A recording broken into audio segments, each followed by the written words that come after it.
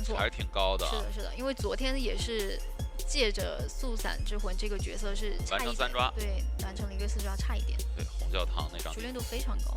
那张地图我在后台看的呀，是吧？当时3抓了，为自己队伍争取到一个第3局，可惜第3局没有把握住机会啊。对的，出师。对，感觉可以直接追啊。先追一追，然后看看能不能偷袭一下守墓人啊。守墓人的话，现在虽然说经历了一波震颤的加强之后啊，但是面对速散之魂还是一个给存在感的，会有一点乏力的。对，一个说法。好的，进入比赛画面，这一局的兔子一鸣是在风窗和挽留加闪现的。风窗挽留的话，风窗主要是这张地图3窗和木屋这边给速散造成的困扰还是太多了。对的。然后挽留的话，速散之魂嘛，开门战那肯定是不能不要的，自废武功嘛。这个传散稍微有点近啊，前面这一刀的话，看能不能逼个道具。道具交得很快，是的。相当于送的模式是一个弹射走。没错。把这个板子跟着踩，前面是有机会拿刀的啊。而且快踩的压迫感是非常强的，这样子会逼迫他又要赶紧交出第2个道具。再交一个道具了。对。没翻。这里的话，这个道具感觉省不了了。还在博弈。我很敢，肌肉记忆。可以，确实挺有记忆的。好，那就跟着踩。前期的话，密码机节奏也不会很快啊。这张地图当然，后期的密码机节奏也不会很快。对，而且他们这一把的话，其实回光返照带的是有点少的。有点少的，所以就是寄希望于是有机会的，再多溜一会儿。对对对。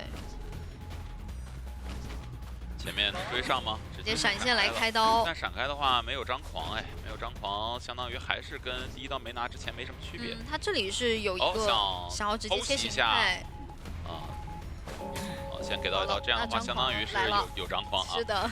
那这样看一下，要不要吸魂交了先跟上，还是把板子处理掉，直接选择换追逃离了。前面2块板子处理掉，然后下铲。要不要吸魂干？那如果是吸魂来中场，再来找一下神坠的教授。但是教授的话，他的鳞片看速散抬刀还是反应空间非常大。但是这个地方刀气是比较长的。是的，教授这边下板的同时被抽到了刀。不过兔子一鸣下这个打法还是比较有说法的，因为他开局是打乱了求生者的一个阵型，有点溜不动了，说实话。对，飞轮怎么说没交出来？神坠这2波鳞片转到板子之前吃了一个抽刀。很伤啊，这个事情，对，非常难受。现在还挂到了一个比较神仙椅的位置，其实救人位的压力是比较大的，而且也是兔子一鸣是知道他从哪个方向过来的。对，而且我们上帝视角看的话，教授也没有回光返照，这局密码机很显然不够4人开门战的，而且这边守墓人压力好大。这个手其实是有点好打的。对。先封住，对，没错，吸魂，吸魂。哎呦，那这样要把你逼迫往外面走的话，这个人肯定是卡不了换人来了。救了，应该是换人来了。杨洋这边过来，因为他手里捏这个吸魂，守墓人没有近身手段。杨洋过来也没什么近身手段。其实他自己一个人的话，我感觉也有点难救啊。话说回来，杨洋这边也很难救，只能交易魔术棒。那这样也进不了身，因为有吸魂。对，直接粘住。现在道具进入到冷却状态的话，他只能往后走了。那李宝是要接近一下吗？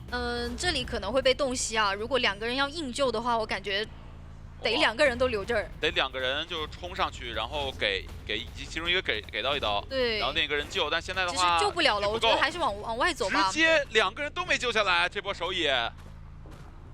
那兔子一鸣这个场就要开始控起来了。兔子一鸣这局非常的英明啊。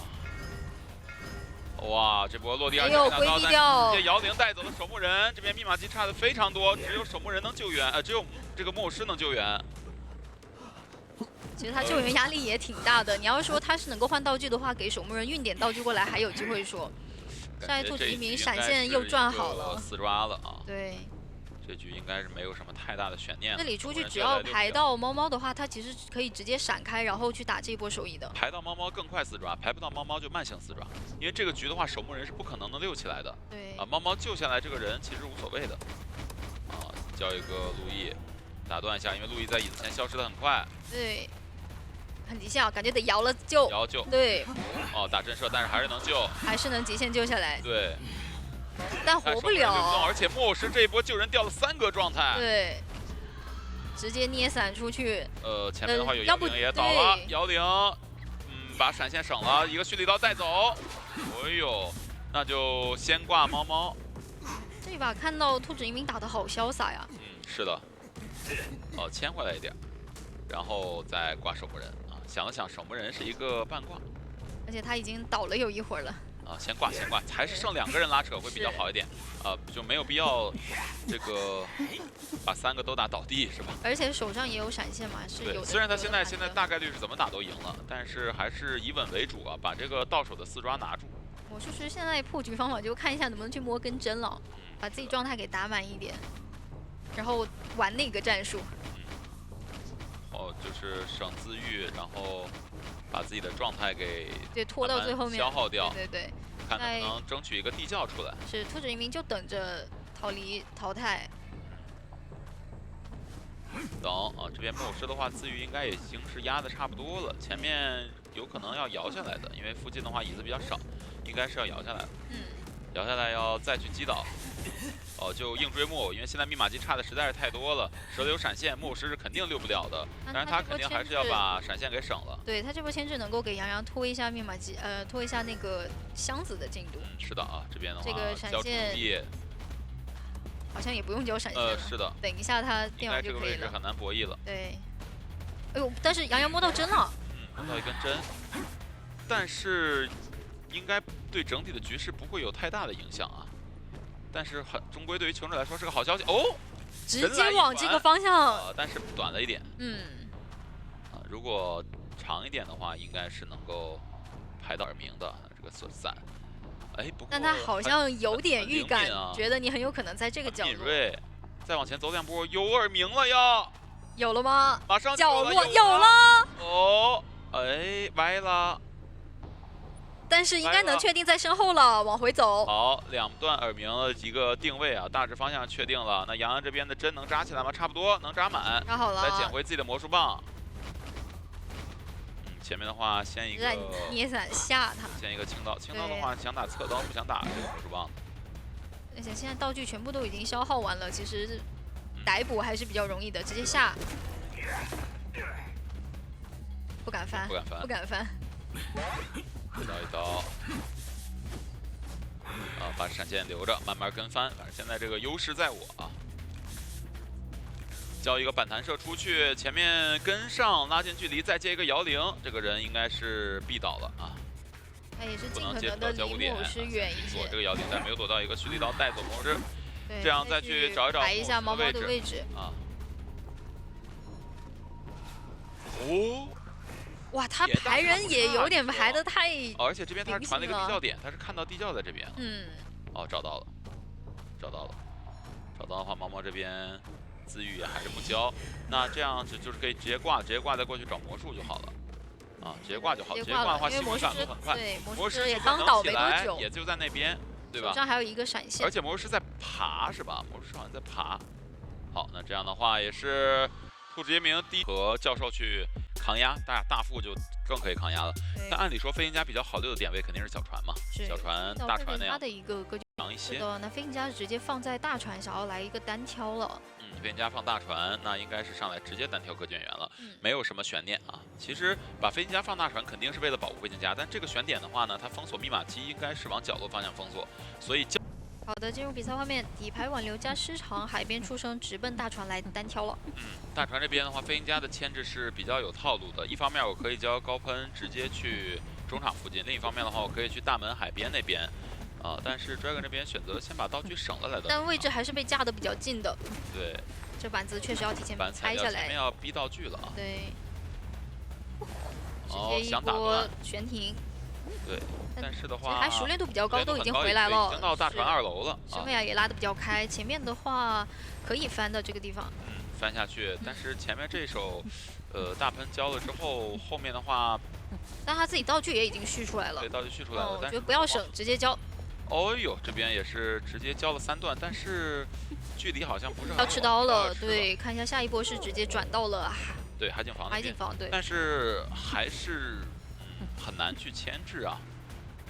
而且这边道具还能续好吗？能极限不行。哎呀，佩佩这个熟练度也很高啊。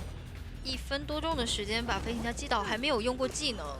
而且我看 Dragon 这意思应该是知道大船有地下室，所以说没有围绕大船做太多的牵制啊。对，这2刀其实都是挺可惜的。第一刀的话，尤其第二刀吧，第二刀的话就是没有进到板子，把自己的一个冷却给续出来。中间的话，71这台密码机被踢了，直接踹了，等于16直接溜了1个半台的样子。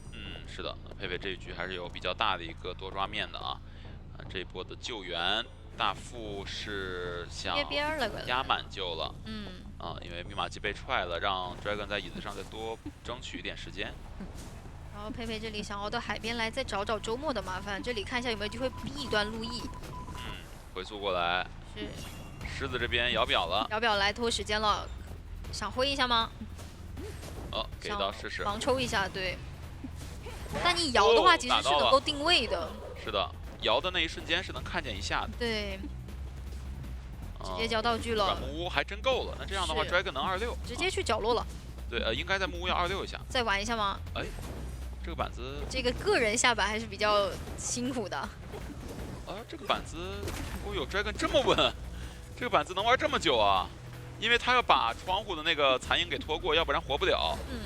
所以他就只能这样溜了。那这波2次牵制还是可以接受的啊。但是拖出了一些化险为夷的时间。对，拖出化险为夷时间，而且把自己的队友的状态给拖好了，而且的话倒的位置还是比较难挂的。没错。还有找一找那个海景房旁边的椅子。去挂上，那这一波的话，其实也是把节奏稍微往回拉了一点，但是依然很差。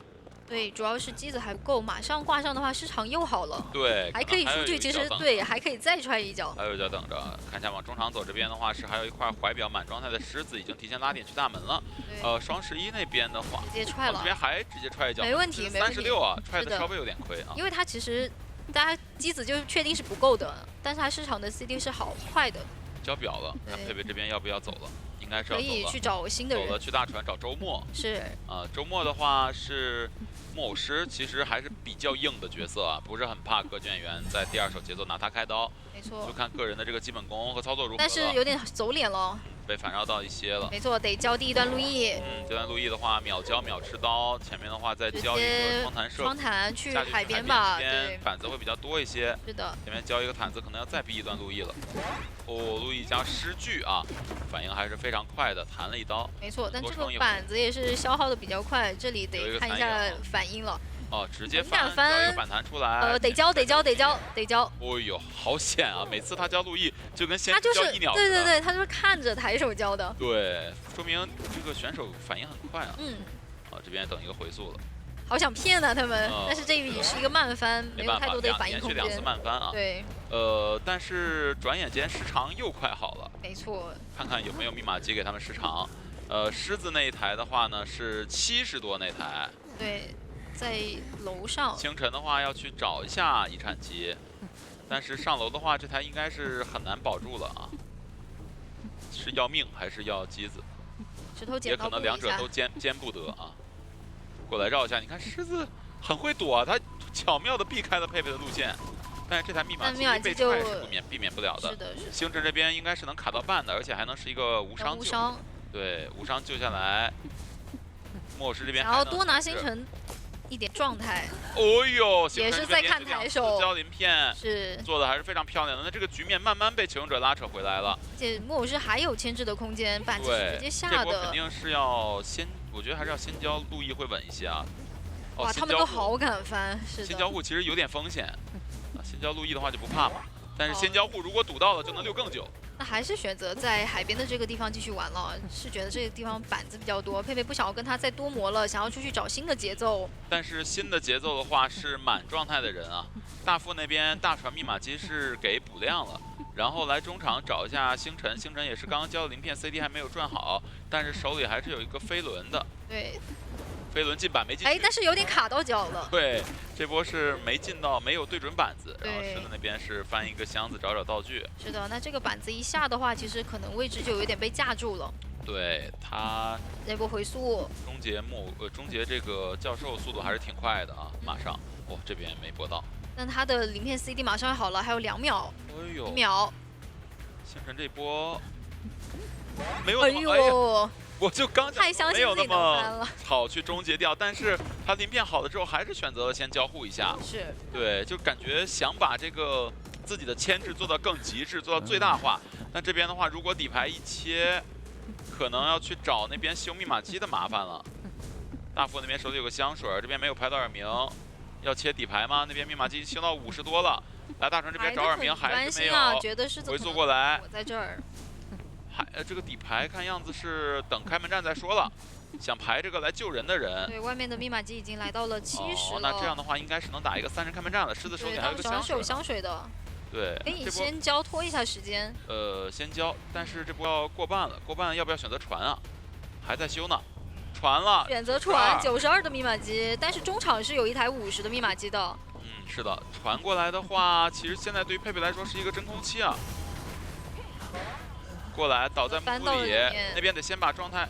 教授状态调一下吗？应该不调了，直接教授去抢机子，然后对，然后大副直接就冲过来。教授也是自信于自己的自保能力的，可能过来之后他觉得2段鳞片我可以稍微溜一下，而且一旦你放弃这台90多密码机，那大副要不要先去把密码机压好，然后星辰来救？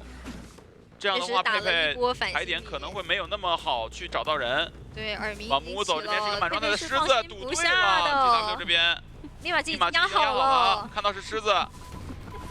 给到一刀，逼他们亮，然后回速。想直接找大副了，因为他是没有道具的，而且那边救下来的话2个人的位置是知道的。直接过板。那肯定还得再派1个人在附近卡着。但是我觉得这个门应该是能够的，38秒的时间就能走1个，再给他们10秒钟到门口加点。对，而且其实他得一定要排脸上这个人。对。没有办法接受。排到了。前面能进板吗？好像哇，又砍到了。周末那边点到门了吗？刚点到，对，极限啊这个。但佩佩的技能还没好。哇，这个飞轮，星辰这个飞轮交的漂亮啊！大副又太能做，他只能先击倒星辰。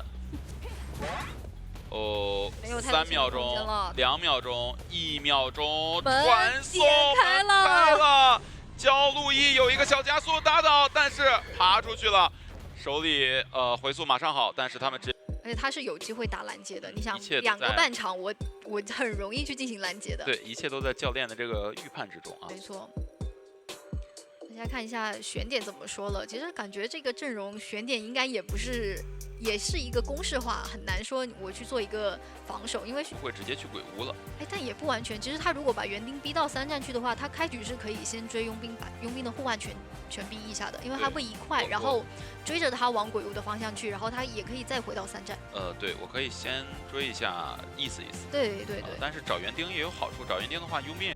好的，进入比赛画面没有选择直接到站台去找园丁。想把园丁的盾耗一耗，然后的话呢，往鬼屋这边走去找一下古董商的位置。但是古董商的话已经在2楼偷偷跳下去了。应该拉开了一个身位。爆点的话，兔子一鸣这边很聪明啊，直接没上去。对。这边还真让他给绕到这段距离了。脚印是有看到了。对，上来去追一下猫猫。想要来一个盲视野的双重惊喜，直接上到了白色的惊吓标记。没错。前面这边赶紧把自己的双击进入到一个冷却当中，然后这边古董商再算是鱼门再跳下去。跳窗的话，前面身躯破尽了，只能去鬼屋的双板长板区进行博弈。然后等园丁盾消了，开始找园丁了。都是幌子啊，都是在等你的守护掉的那一刻啊。但是站台的灯似乎已经被点过了。点过了吗？点过了。点过了去3站，但是有移形啊。直接移形，移形过去，比他更早到达。对，但是我看一下一个交叠，这个哎呦，本来能震慑的双球啊，这个上放歪了，说是。但现在1阶已经开出来了，有空中飞人。怎一个痛苦了得呀！这一波，我感觉兔子一鸣应该已经计算好了，但是实操这边是稍微落入下风了。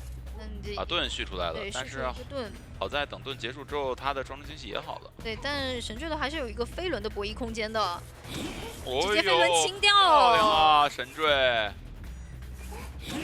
但是没办法，这一波倒是，其实这一波要是放到上一波的话，这一局节奏都不知道好到哪里去了。没错。这边还想上一个，他有点想上一个球。对，但这样的话，这一局节奏就没有那么好了，但是也不是很差，感觉还是至少有平局的。没错，金焕的话是已经把终点这边的机子点开了的。这对，倒没有留下一个比较致命的3连。你看陶黎这边过来救援，不能给双倒。陶黎这边希望园丁啊能。园丁就是比较耐做，对。对，多做一会儿，不着急。没有太大的一个救援压力，一个护腕弹链就可以直接掏。对，掏就完事儿了。是。想打，至少打一刀啊，打到1刀。拿到啊，他是不是想要把他追倒？对，逼道具我觉得差不多了吧。硬追。但是还是很有自信啊。但是神坠。已经偷偷往3站跑了，2站那边走了，要进鬼屋了。3站要到鬼屋了都，不是很能找到这个人了，耳鸣已经没有了。谁还会在终点等着呀？追那么远。对你这个耳鸣，其实甚至还是想排点杨洋给的。是杨洋。哦，这排点。要不就追吧，我觉得要不就追吧。感觉机会稍纵即逝啊。对，但这里直接一个移形下去，哎呀，这个门等待半天啊。哦呦，还是双球上的比较快。震慑。哦，这边想高低差上球。想高低差来躲有点难啊。差一点点这个黑球。还差最后的一个黑色惊吓标记。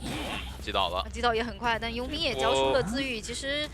很赚啊，球这边很赚啊，已经挂过1次人，然后双倒这个人虽然交了自愈，但是他有回光返照也不怕，一会儿他甚至还能救啊。对，而且他们多修机子，机子进度也已经赶上来了。但是这边有一个遗产机啊，因为3站这边有一台遗产，对，但所以外围有起新机，对，已经起多了的。猫猫过来，然后配合陶黎进行这波救援。那猫猫过来的话，给桥边这台密码机压力，然后陶黎这边等直接救，还是说一会儿他去管猫猫的时候再无伤救？你们应该想说等过半了就要行动了，过半了想出来直接逼。对，双球叠想飞轮，但提前了，对。得回身躲掉了，哎呦，还差一个白色的惊吓标记，贴墙卡住，没办法，没办法了。对，过去的话，因为那边人救下来又找不到了，再等一个绕场谢幕吧。对，等一个双城惊喜也行，啊，直接击倒。绕场谢幕击倒。再换挂吗？再换挂的话，3站和桥边都守不住了呀。对，他其实不太能够管外面的一个密码机了。感觉很难做到这一把。得看一下提前去排一下能够来救人的人，把他给先击倒。对，但是状态的话，状态已经补好了，密码机也修的70多。是，这是把每一个人都照顾一遍。陶黎的话就直接把你往角落去带，这是个陷阱。上个双球。陶黎一定是这个陷阱。拉一个。得回去吧。拉一个双城惊喜，躲开了。那看来他就是上场谢幕。哦呦，还在走位那边又把人套出一个化险为夷，移形这时候交吗？忍一忍吧。其实空中飞人就能到。对呀。哎，找到了一开始的神坠。那个神坠他是顶着通缉在蹲。是的。这也都不是找到的是吧？对。哦呀，飞轮，但是神坠没有回光返照哦。其实还是有一线生机感觉。两边的机子同开，他有点3心2意，有点一线生机，走的有点远了啊。是，这台密码机是多的，但是远的那台他就有点要管不到了呀。感觉可以亮了，说实话，感觉可以亮，但是有挽留，这局应该是3跑的，移形到不了终点，击倒，但是交互了。跟着但是这个古董商没有回光返照，交互过去之后只能拖一个翻窗过去，然后挂人的时间，只能有人回来。对，这还是个2挂的古董商，脸上。因为站在兔子英明的视角来说的话呢，他可能是觉得古董商是没有回光返照那个人，然后过来看看能不能拍到好像是没杨洋的位置找到了，哎，这个并换钩，平地起钩，直接击倒。那门的话，但是另外一侧。有人能够救，移形过去，这是一个有挽留的选手。移形过来的话，那边的人先找上挂飞吧，找一下。想要找这个没有自己的礼包。对，思路还是没乱的，但是已经够去争平局了。杨洋那边是。杨洋那边肯定自己，然后猫猫那边肯定是能走的。是。这边。那如果不能够速。追倒这个的话，其实猫猫它也找不到了。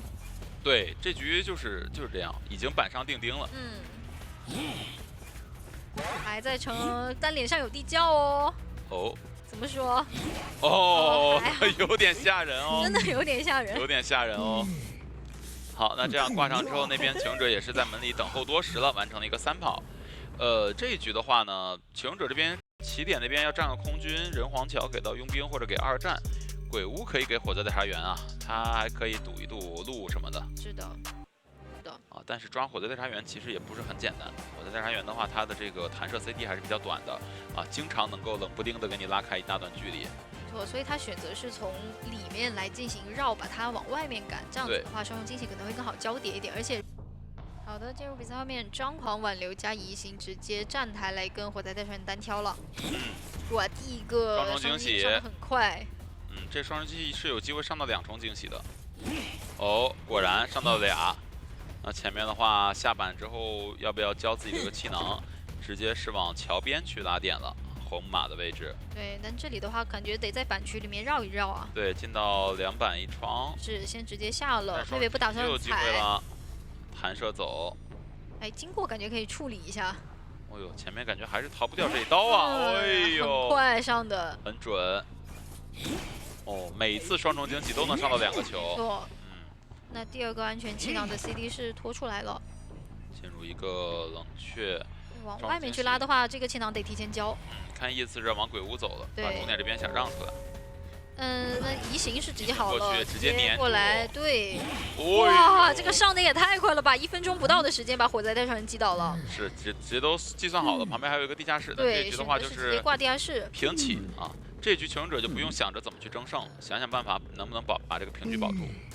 啊，如果保不住平局的话，小比分优势也没有了。是这样子的。这通缉到的是星辰的空军，狮子已经贴了过来。对，狮子贴过来，主要目的还是要保一下星辰不被追。如果出去追星辰的话，要无伤偷。没错。啊，佩佩这边应该也是要守过半，守过半再出去做一些事情。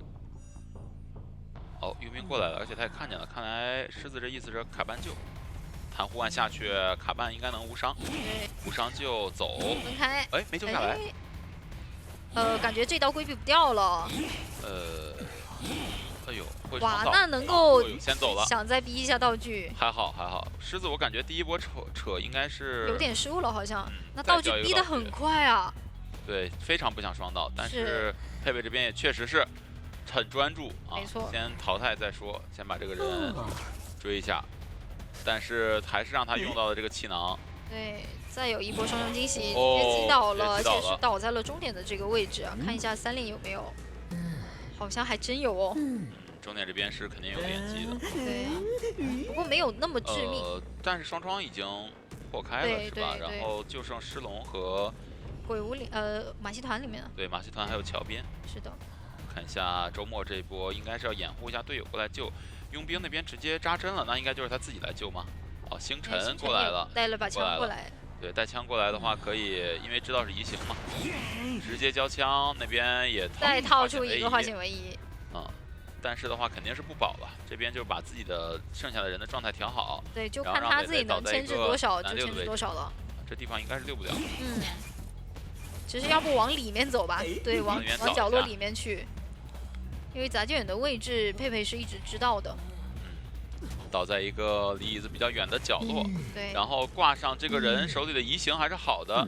空军那边是交枪之后摸到一个香水，佣兵的话刚才也是摸针，把自己状态调好了，移形直接移形出来打新的节奏，3战然后再接空中飞人，贴脸很快，但这里是有一个飞轮以及香水的，对，放枪用的很快，但一直可以黏住他，提前回了找一个间隙。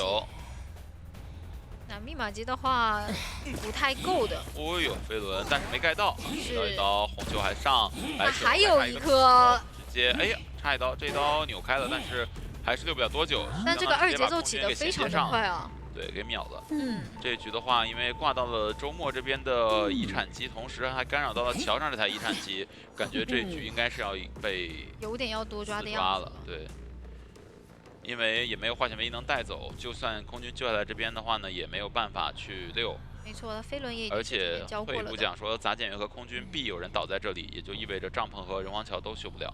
所以这一局的话，基本上是无力回天了。或者看一下他出来这个火球能不能扣得比较好一些。但是光把空军留在这儿也打不了了。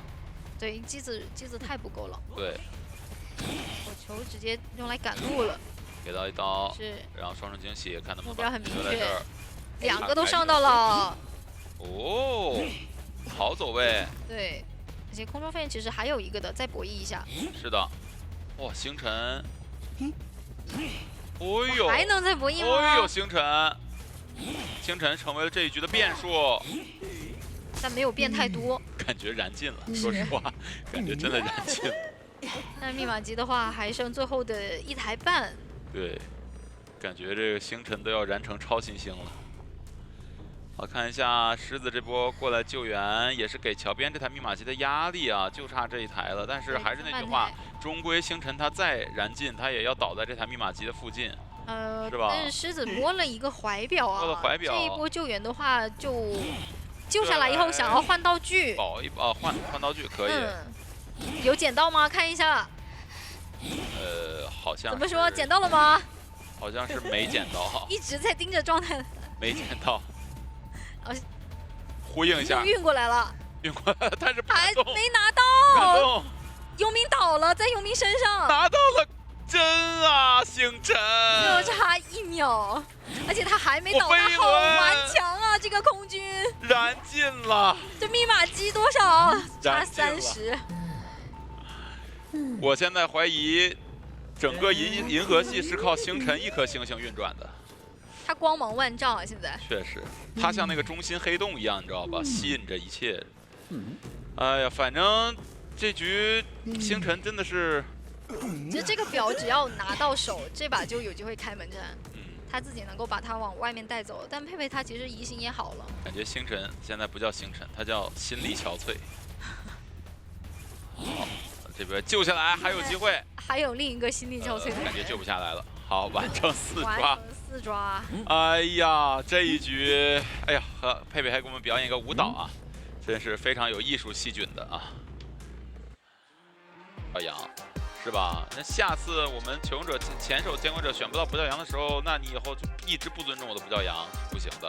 苏打肯定是练的，但是他的资源不会像就是首发的监管者、先上监管者在不教羊上面投出的精力那么大。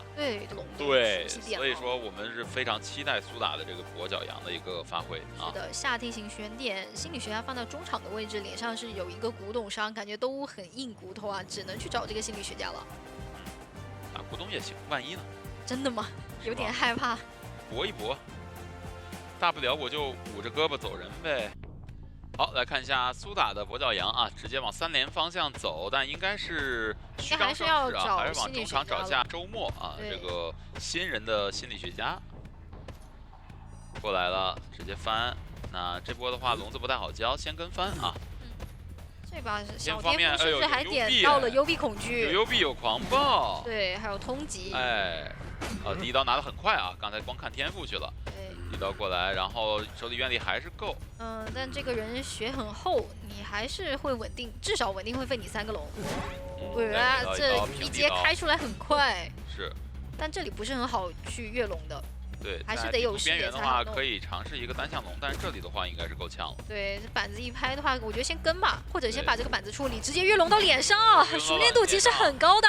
是的，就很能这个精确判断位置，前面没错，而且板间要打一个先逼下板，打一个交互龙，然后走8字，对，但是看到求生者真钻了，只能先跟钻。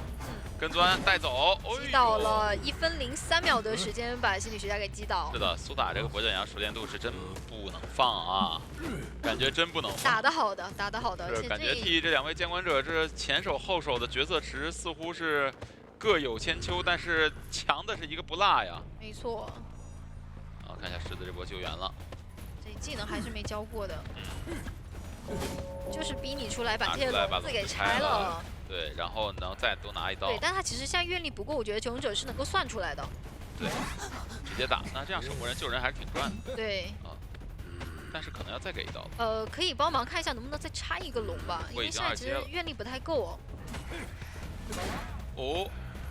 端走2步，这边笼子帮忙拆了。帮忙了，哎，把人给往前推了一下。平 A 吧，这个地方先平 A。先平 A， 没事，暂时倒不了。星辰这边先跟着。是。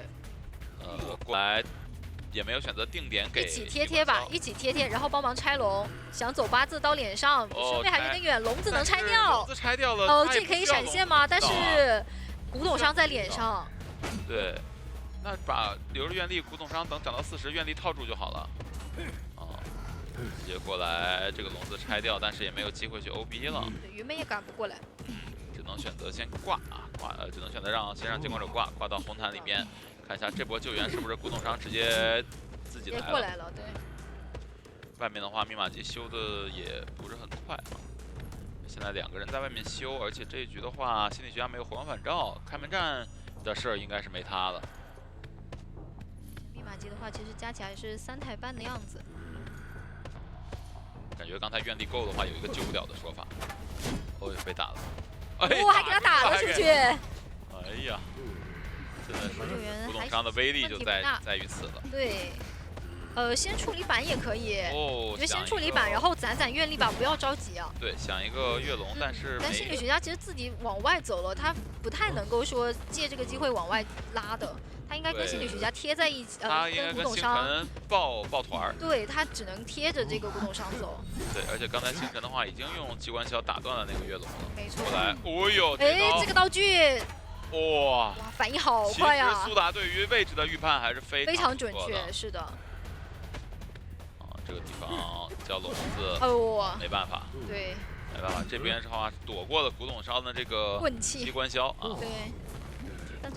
看一下最后台密码机谁能接手，是不是中场啊？觉是中场。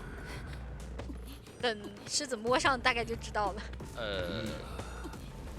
啥？是大推呀？上的这台。大推坏了，那就坏了。大推的话得等那边修量的话，就意味着他得救2波。对，不过好消息是苏打现在其实愿力没有很多，他还是可以再跟他拖一下时间的。是的。这个龙应该还是给打出来了。龙要消失了啊！龙要消失了。这里又长出50。哦呦，你看给狮子吓的，没办法，真不敢扯，因为刚才那个状态正好是震慑。现在2个人都没道具了，选择来找一下狮子。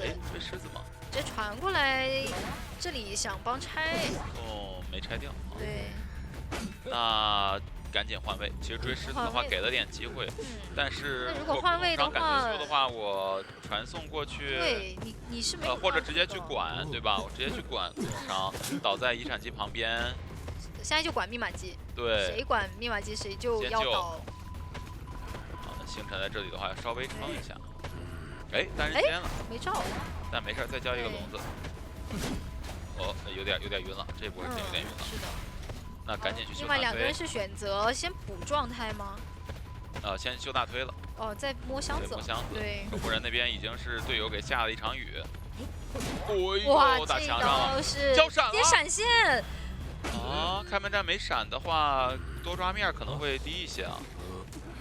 开门战等于没技能了，那这样子他得挂远，然后把这个愿力给拖出来。挂地下室吧，因为没有技能，再加挂不到地下室的话还是太伤了。对。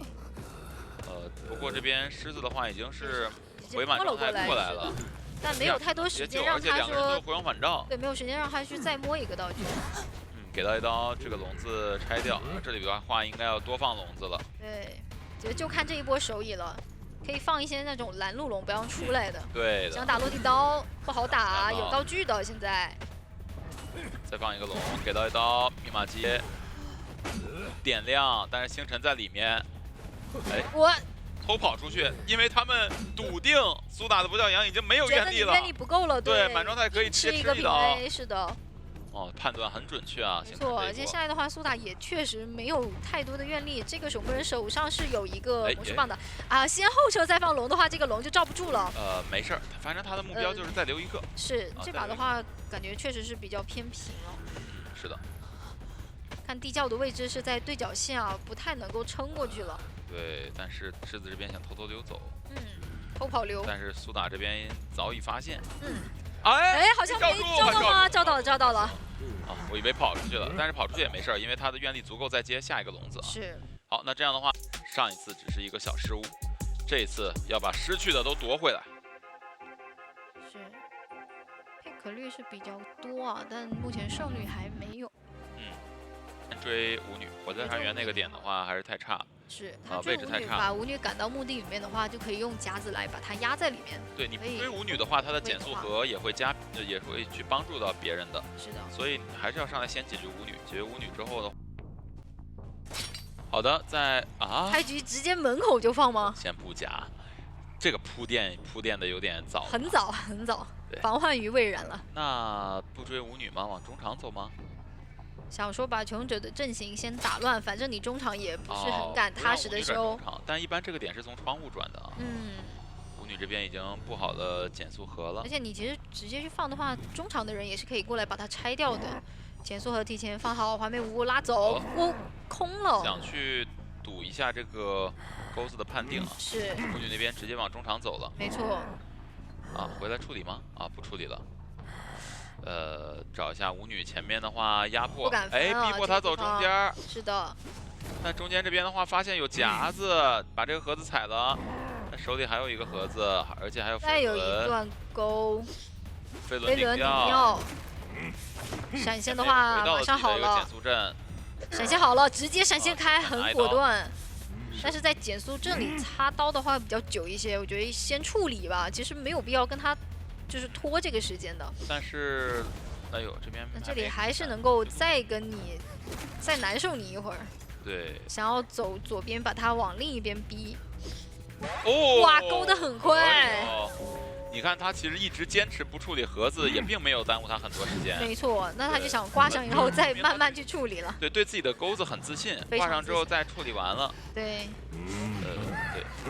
那这样的话，把板子踩掉，然后再把盒子处理掉。是的，密码机的话来到2台大半。对，2台半。其实这个击倒节奏还是有些机会的，对于兔志明来讲。有耳鸣了，我觉得看一下椅子前，不能再让无伤了吧？这个就是，不好说。看一下这波还好能够打到舞女的一个针对啊，就是有时候他会。先容易想的有点多了，对，就是先打的非常的流利一阵儿，然后之后又好像又磕碰一下，对，又有一些磕绊绊的样子。就整体来说，在一整局的过程中发挥的不会特别的稳定。那这样舞女把墓地的点位让了出来，飞行家就直接在墓地破译了，而且这个地方前锋是比较好过来 OB 的。前锋应该是过来准备救的，这个地方直接选择一手撞救。撞救，然后接下来前锋不掉状态还能保，掏出一个画线位移。对，因为你闪现是交过了，前锋会比较肆无忌惮呢。对，可以过来先陪跑了，直接先勾到。给到一刀，因为没有带飞轮，给开出一个2阶，没有飞轮的情况之下，应该是要走了。因为这局要保的话，他自己的飞轮也要拖出来了，先放个夹把它架在里面。先把这个弹射给耗过去。2阶已经有了，对，但这里的板子会比较低矮一些，可能会容易中钩，得用自己的走位来躲。勾过来。看这个飞轮，但也没他直接出刀，反而神坠没反应过来。是的。对，一般来说鹿头会先骗嘛。对，先骗一下。神坠是做了一个你先骗的准备。是的。但是人家根本就不骗。打得很不错。那密码机的话，其实零零散散已经是很多了。对，但这一局的话，即使说是打一个3人开门战，依然有要不先不夹呢？这个地方，这个机子还是比较多的。先把钩子续上啊，看一下在修哪。小门这边是有耳鸣，但是没人。对，现在其实求生者们不是很敢轻举妄动。是的。但前锋爆点了，这是个勾倒啊。是的。想隔这个窗去勾，这个地方有点难勾。难勾。但是震荡范围是还在的。勾到了。这样的话，能够从小门开始打开门战，对于兔子英明来说是一个好消息啊。小门这边夹子是封住的，而且你从小门走到大门的时候，会有又不守吗？机子已经压好了，我觉得这个勾很关键。这个勾交了的话，开门战可快速击倒不了人喽。空勾了。还直接出刀，那密码机还不亮。2个人都在脸上，但是都有道具，都能够往外面走。这把的话是要争3的，是想要先去找一下有道具的李宝。对，但是李宝的话，他有大喷啊，勾住之后再交都没事的。直接闪现过来。那前锋是在拆夹，对，只能往前锋那边挂，大门是管不上的。对。但是挂上之后的话，大门又不来人，能开吗？感觉有点极限啊。开不了。对。其实我觉得最好是不挂了。对。对，不挂的话，能够让另外一边队友往这边赶，没有什么实际的价值。还是要等他自起。但挂上的话，一救2个人就走了。前锋这边直接拉球往角落，直接拉球往角落去。对，但是这个地方是要倒的。但他没有飞轮，其实有点难撑的。看一下飞鹰家的自己进度。先挂的话，这是一个2挂的前锋。对，哎，但是走错路了。我觉得从3连方向拦会好一点。李宝那边起来之后去墓地，会导致杨洋那边可能会给到一个帮助。墓地是有地窖的。对，这个是2挂的前锋，看他能不能拦截到。直接插眼。应该。空勾了，那球的支援就来了呀。哎呀。但是怎么说呢？其实不空应该也来不及，他是有一个球加一个大分的，是应该也来不及。但是空的话会让人感觉更可惜。对你要是门口极限去跟人家博弈没博弈到的话，说可以做一个测试，对吧？复原一下。跟破轮这2手是。不过要真的说拿破轮啊，你去打这个幸运儿，其实还不是很好抓的。你万一他要是摸个枪手，或者说我摸把枪，那这个牵制时间的话，可能就是在一个2台半以上。不过就怕你一开始的时候，我的话可能会直接进到甲的那个点位。咱就看这个熟练度，因为西安乌梦他自己的破轮，其实我们也见到过很多次，在一些拐弯的程度，或者说他的一些夹子命中率都是很准的，他也不太怕去抓这个木偶的。他其实还有就是中后期的一个控场思路是特别拎得清楚的。对。那这边上来是直接变身去往墓地，看是不是找幸运儿。我认是直接去找幸运儿，打算直接赌了，赌你幸运儿摸的道具不会很好。是的，不过一开始心念的话，感觉是想要去先修密码机啊。哎呦，这上来摸的是个信号枪啊，可能就不太舒服了。是的，这里是刮到一下。对。但前面有个长窗的话，其实你切人形态，它就会直接翻，就是考验你一个夹子的命中率了。是。哎，这次扭掉了，那这里的话只能再逼迫一波上车。这样一个封窗，其实也让心燕有点难牵制了，必须要往外围去交枪。他这把枪肯定要早点交，因为他自己也要小心一点。这边的话也是命中了，枪是不得不交的，因为你这枪要再不交，你也怕这个仙乌梦他带个兴奋。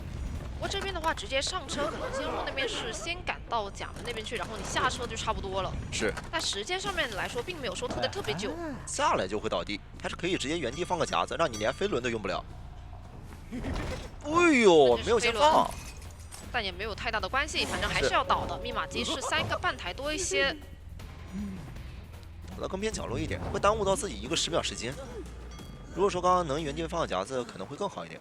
主要你救完之后，其实幸运了，他下来也没有下一波牵制的空间，加上你第一波又没有把这个技能给他吃出来，马击并不是特别够。而且等一下守门人过来救，应该会给到一些存在感。西安乌梦只是出来干扰一下，还会回去，还要拿个存在感的。等守门人出土，这刀肯定不会着急打，不直接打了。哦，就是为了拿一些存在感，逼他过早去救。但由于自己没有带张狂，所以这个2阶有点难争到。还差一个状态。是，还需要再摊一下，能摊到吗？不太好摊了，只能先挂人。密码机现在有一个近3台半。但这波如果你是选择卡满过来救的话，其实会给到仙乌梦一个开2阶的机会。是的。但这个点位能不能说是等一下让幸运儿倒角落，然后原地过来拆这一根椅子呢？其实我是觉得，你可以说一开始你现在切了轮形态嘛，可以考虑看一下怎么卡过来救了。是，如果说是能无伤是最好的，因为你要是能无伤园丁，等一下我就可以围绕这个椅子，我吃一刀其实都没问题，我可以一直卡。哎，但这里的话已经发现了狗狗的位置了。对，这变身，但是由于没有2阶，说只能拿一刀了，想开盾。接下来就是个秒盾了，让幸运儿直接倒角落。那现在就可以先抓一下园丁，要先赶园丁吗？可以赶一下的，先给他刮1层刺，然后再去找这个幸运儿。是的，因为接下来你如果园丁你再敢接这个椅子，我可以一个悲观就直接收走你了。他那边其实也是跑不掉的嘛。没错，像我们现在可能也要防一下飞轮了。会骗吗？也不打算骗了，反正只有直接切刀。还差一点点，还差几秒钟才好。狗狗没有办法。仙雾梦这个方法其实他在应对园丁是非常聪明的，我只要给你上一根刺，你就没有办法达成这个套路。假如说他刚刚要直接抓幸运儿，园丁我就可以在原地一直等待了，你必须要处理掉园丁，否则你这个椅子绝对挂不了。那现在的一个密码机的进度其实就是差最后这一台。没错。 你只要围绕这台去打，其实还是有点说法的。再找守门人，守门人现在是一个满状态，不是很怕破轮这边进行一个追击的。这里能减速到吗？减速到的话是能拿刀的，没能减速到。那你最后其实剩了有一台是在墓地里面的，那你墓地里面再跟外面的密码机进行拉扯，我觉得还是有一个去修满的说法的。这个技能好像来不及使用了吧？能来得及吗？来不及使用了，不如现在就是原地进行牵制。 还是用了。那现在守门人就是已经没有技能了，可以直接出去换人了，找狗狗。狗狗这根刺呢，他也没有着急去拔。而且剩下这几台密码机其实都是有进度的。对，咱仙阳无梦现在可以打一个拉回啊！我现在把你园丁挂了之后，我再出去找，甚至连挂都不挂了，直接出去找人了。是你现在作为一个2阶破轮，是完全有机会去外面秒人的，你只要能秒到就行。 梦，我现在最好是不要梦园丁，直接去墓地修。对他现在的话，其实需要去抢这个密码机的进度。对，你一旦现在要是把园丁摸了，那守门人现在就肯定是要倒地的嘛。他撑了这个时间，那你也就。但还是选择先去调状态。但你调状态的话，其实密码机的进度一下来是给不到仙阳梦这边密码机的压力的。对，因为仙阳梦现在就是要一直打你这个救人位的拉扯了，你现在就碰不了密码机了，我可以一直出去赶你，甚至他现在手里有闪现，我可以不用去管你的狗狗了。 是的，现在的话挂完人可以直接冲去打拦截，这里是直接看到了伊森，但也不打算去抓，直接再去找狗狗。狗狗这边位置也很难进行牵制，盾倒是有的，但是打算开吗？并不打算开了，往回翻，宁愿倒在里边，然后再把它捏倒，是，然后再挂嘛，一直来回抓，哇，直接失常了。 把这边的多的密码机的进度先给它踹了。对。那现在 S 版其实是60的那一台。没错。那现在就是慢慢找人，守门人现在也不敢出现，只能让木偶师出来扛这个压。但木偶师虽然说是能扛一波，你如果密码机一直没动，他扛的就没有任何的意义了。飞轮是在规避刚刚那个2阶。这里的话，夹子还是命中到了。是的。 飞轮其实是为了破他这个气血，但没能破得到。仙阳梦可能也是在骗，也在等。现在远端那台是已经有1半左右的进度。是的，这里能解决掉吗？那这个夹子已经是没有板区了，只能先去平地堵。对，再被逼了一次变身。那前面的板子也是清过了，不能着急打，再等一下。 这次变身完之后就可以直接打，哎呦，着急了。那这样子的话，狗狗是选择了自起，然后再出来，因为那边密码机马上就要好了。对你再想赶过去，那边密码机可以直接亮。直接变身了，来得及吗？我直接是打到了，但是密码机也开掉了。对，由于没有弹挽留嘛，所以说它这个密码机你启动之后也没有办法完成击倒。对，那现在的话就有点尴尬了，因为刚刚他是知道狗狗已经冲去点门，那你开完密码机之后，伊森去点了独栋门。是。 仙无梦现在还是想摊，看能不能摊一下3抓。如果说是只是想平，他刚刚抓园丁其实就行了。是的，因为他也是知道说你墓地门的进度会比较多嘛，但是独栋门它是有一个跑图的距离的。没错，只要他把伊森这边解决的快，我到时候还可以再去拦一下11，能来得及吗？就看11这边的一个牵制了，在锁位置。但这个话不能着急，伊森这边还是有一次变身的。门是有一个地窖的。对，伊森还可以再变，前面已经有地窖，看一下守门人这边马上就要出去了。 已经贴墙壁，有点不太好走，先夹位置，想给他打远，哦呦，跳下去了。这波3跑，仙无梦确实摊给他，觉得都挺有说法的。那这个破轮会不会是带一样的天赋呢？你这个风川也得带吧？机密空间。但我觉得张狂其实可能真平也挺好用的，可以的，挺好使的。这个长窗主要你不带一个机密空间还有，但在那一个位置好像也是比较容易被骗的，因为模型上破轮还是容易挤到的，或者说给他一个。 上来直接变身，先去往蝴蝶河吧，去往蝴蝶河找飞行家，直接去了，因为这个点位是比古董上那个点位好抓的。是的，18这边的话，直接破译可能会先给到一个刺哦。哎呦，这根刺有点快呀，12秒就上到了。搞那个地方这么绕的话，是很难去绕掉第一根刺的，所以这里的话只能先交一个飞行器。交了喷气背包，你窗户是完不了的呀，只能接着往前拉。那就拖第2个喷气背包。但这个时间怎么感觉好像能拿到刀呢？玄庭来得及吗？那这还有再夹，哦，夹中了！哇，预判夹好准。是的，这的话赶紧去墓地窗了，只能去了。那现在也有1阶了呀，这个1阶你要是去玩这个窗户，它能靠1阶直接给你隔层墙去给你上能次。不过这里的话，因为在骗会比较长一点嘛，所以还是有哇，差一点上到躲掉的。这个也是因为你墓地离这个窗户的距离会比较远，对，所以是给到一些应对的空间。手榴闪现还有4秒，18现在是不可能给到他距离的。是的，不过还有飞行器也还行。这里的话再切一个轮形态。是，玄庭这位置好像不太好交，交了，别交了。但是这里的墙是没有办法穿过去的呀。对呀。所以往前走的话，可能闪现也吃不出来。不过这把的话，其实18它的一个牵制时间，我觉得密码机的进度对比来说还是挺久的。是的，就密码机会比较多一些。上半场差不多。但这把会略多一点。哎，现在就给个化雪梅姨，18手上还有个喷气背包。那同样的，监护者手里还有闪现。哎，这个次没能上到，因为这个1阶开慢了。但是也没关系，因为2楼的话其实也还有个 PPCR 在破译。没错。所以如果实在不行，可以让古董商过来帮。提前过来卡了，再卡一会儿了，可能就要过半了。那皮皮虾也来了，着急出刀，他一定要拿到大副的存在感，再夹。等一下变身，皮皮虾现在想要过来帮忙，但是有点帮不太上，因为布伦变身之后他是一个无敌的。是的，得到后面看看。再拱到1层，想打断2阶，打断，这个气血没能用得出来。再给了一棍。但自己本身有飞轮，也是能够保住这个状态。这个位置不太好交闪，还要变，再给飞行家上一根刺。飞行家手里是有飞轮的，所以是有可能躲掉这个悲观的，直接跟闪出去吧。对，稳一点。但这边也是直接交了一个飞行器。没错，哎呦，又夹中了，这匣子真准啊！是的，两边不愧是都是玩后轮的。我现在的话其实就差1台半左右。是。而且墓地那台会比较好修，他们这把一开始修掉的都是比较难修的一些密码机，所以到中后期打控场的时候，相对来说会没那么好打。墓地那边密码机会比较少嘛，现在就要看气象怎么救了。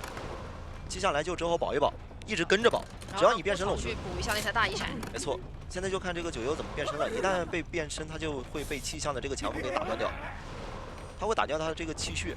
对，但这里的话会先给他上一层刺，一个飞轮。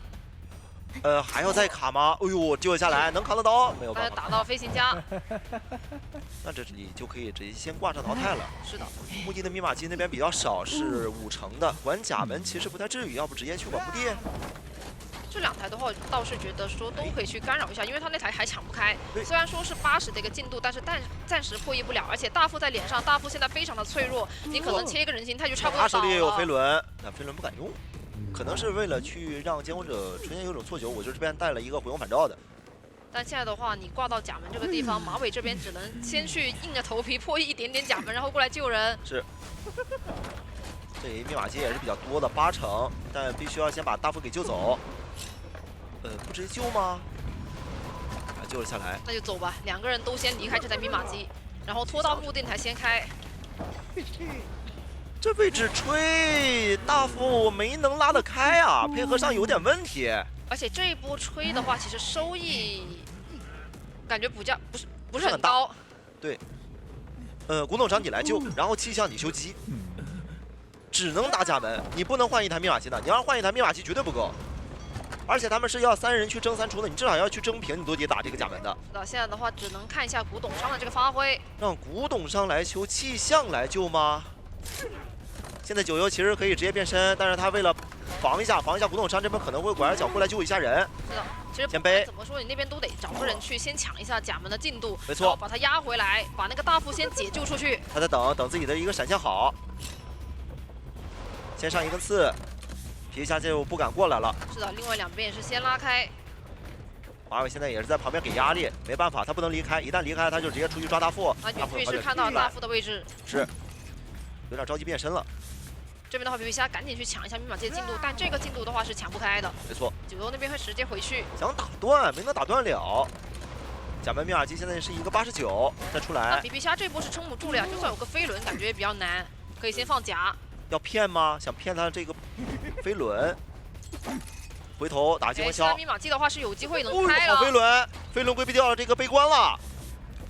直接开掉这个密码机。是。那现在所有人大部分现在没道具，只能靠飞轮了。对，现在其实还有一点多抓的机会。对，因为那边其实每个人可能都撑不了一个太久的时间。这交闪。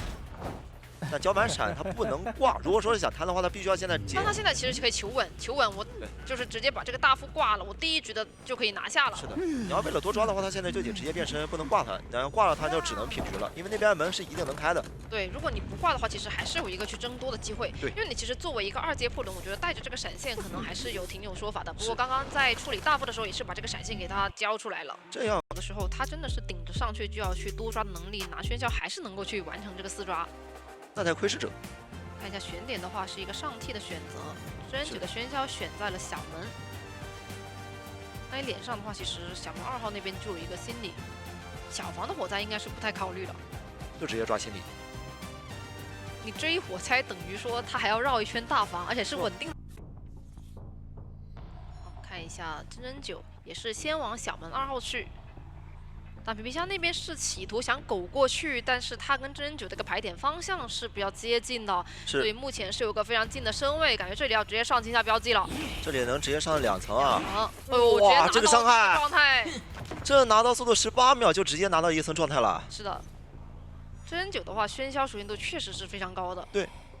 那往前如果想玩板的话，其实等到下一个双惊喜好了，也比较难玩起来。对，一直低头也是藏着自己的狩猎本。这里的话又是2个惊吓标记，位置就有点架住了呀。等一下张狂一想进入到1阶，这个墓地的点位就更不好玩了。翻了过来，天才板是双人惊喜现在已经好了，再架，赶过去的话就会吃这个标记。是的，不过这里的话是走位扭掉了。 是，还是拿到了这一下。现在也有1情，但这里的话可以先不交，对，可以等到手椅的时候再交。反正现在就是等一个双惊喜嘛。空中飞人现在已经好了，翻过去就会吃了2层标记，所以皮皮虾现在不太敢翻。也就差最后这一下，一个绕场仙木直接击倒。是。密码机现在有一个快进3台了，2台半。 因为你心里也是稳定的多吃一刀嘛，不然说你那个拿刀节奏换一个求生者，可能已经是倒了挺久的。对，佣兵现在被通缉了，只能说是让18来救，18过来给一个化险为夷。真9能不能去摊多一点的伤害？或者说是摊到一个双倒，对他来说会更加的舒服。他会想摊的，因为他带的是一个1型，他可以去追一追，只要别到时候追丢就行。对，但18这边的话是一个惊吓标记都没有被上到，所以是让皮皮虾拉走，让18去原地起修墓地的这一台。那这救人可就赚了很多了。 因为你心里现在飞行家这边保持了是一个满状态，你到时候在追击他的时候也比较费劲。同时你现在他少了一个人受伤，他密码机他也不会减速太多。是的，满状态的一波救援实在是赚了太多的节奏了。哎，这里还倒了大房，想要挂地下室没关系啊，现在就剩佣兵，佣兵到时候压满我去救其实就行了。是的，而且飞行家那边救援已经在墓地新起了一台嘛，那第4台也是有保证的了。哇，佣兵这边带的还是一个香水，他可以自己用香水下来救人。是的。 这也是卡在了长窗，但真真这边已经发现了。这里空中飞人继续先上到了一个焰火舞台惊吓标记，先交护腕，可以再卡一卡，不着急，对，多等一等。反正密码机的话是有机会能够的。是的，再不着急，开圈，多等一等，然后压到最满的时候再救。是，现在密码机好像不太够，因为刚刚那个差一些63，看你一个化险为夷的一个进度嘛。是，而且心理里出来之后，红教堂是比较好卡交互的。那就倒落。 倒角落逼监管者去切底牌，倒大房角也行。大房角的话挂得更久一点。是，但想的可能交流晚了一些，因为才知道这个密码机可能不太够。你倒下的时候，这个密码机才压到一个87，直接强亮，不管了。要不要骗呢？骗他传过来，然后再开。那这样真人9就有点难受，因为他自己没有带一个挽留，同时呢追的是马尾，马尾这边是2个球都还在的。这话直接交球，是一弹，这板子能不能博弈到？如果说是能砸到，是有机会能完成一个33跑的。大门那边也是在开，已经完成了5成了。现在还有一个10秒，那边门就能走。球里再弹，弹了过来。的话就在这里。哎呦，有点难拦了。现在这个位置的话可以下来直接走的话，他直接走了。地窖的，这地窖可以直接走，没带挽留，那就没有办法有一个留人的能力。第一局就差2个小积分嘛，刚刚完成了3跑，现在把小积分相当于全都还回去了。你如果说这一局在仙雾梦手上，他要是再能拿一个4抓，这就直接领先5个小积分了。这把可能要考虑到说心里去多的一个幸运儿，以及2号机的一个大副。要硬找幸运儿吗？还是说直接抓心理？我觉得直接抓心理吧。硬找幸运儿，我怕他到时候找不到。硬找幸运儿的话，可能前期的节奏会被拉扯起来。是，而且你首先你是要花时间去找，然后你再是找到跟上来墓地直接去找往大房。哦，还是选择去找一下心理了。心理这边是在脸上，并没有选择拉点。哎，这个点其实架点还是挺好架的。是，这位置架围龙的话是能直接拿刀的，因为你进不到一些交互点，是就跟钻。这的话是骗成功了，一个手速。是。但过来还是无可避免的拿到这一刀，而且在这个点位进行牵制的话，其实很多围龙它是直接能够把你的板区给它架住，全给封上。进入到短板，这个板子其实也不太好玩。这的话就是有一个平地去抽一刀的机会。没错。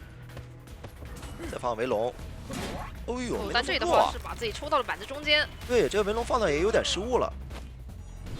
他其实想让他直接钻过去，并不能让他直接去利用这个板子进行博弈。再架，但是点位上已经拉远了，能不能进入到前边的板区呢？想骗，还是拿到刀了，还是比较稳定的。是，而且下面的话，你闪现好了之后，其实心里他也拖不出一个特别久的时间了。对。金勇那边是摸了一个机械玩偶，可以去提升一下破译的进度。有一个遥控玩偶之后，现在密码机其实是能修够的。但是玩偶是脸上这一台，脸上。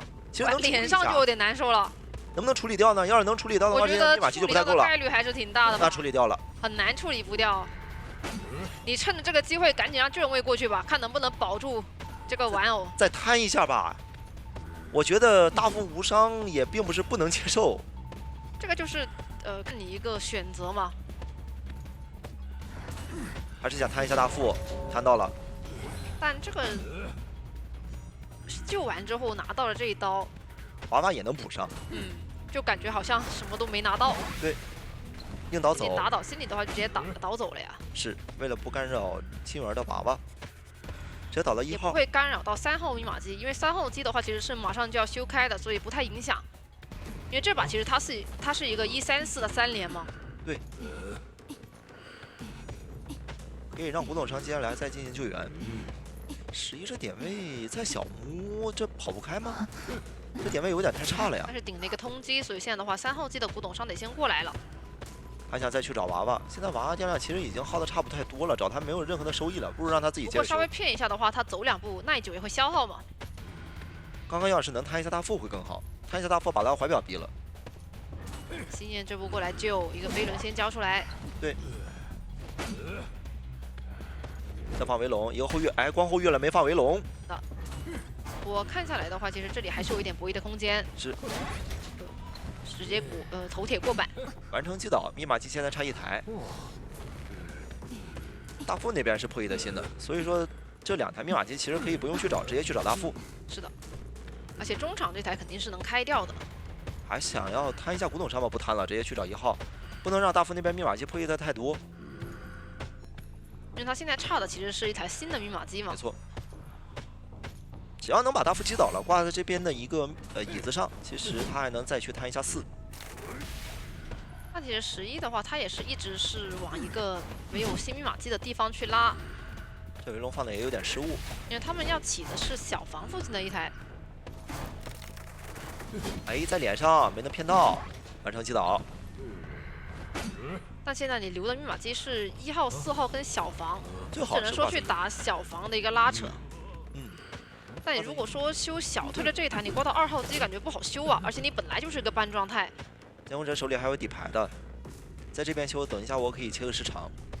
不过得亏大副他也是比较耐做嘛，所以还是能够多摊一些密码机的进度。这边狗狗先过来，逼他救，放香水，不着急，多等一等。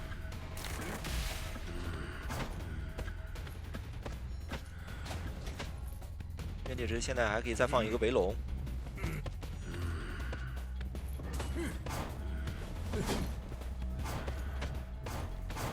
他这个大副的话是感觉可以先不管都行，我感觉得去管一下小1号机了。对你你再去管大副没什么太大必要，他得去抓住这个半状态古董商的机会。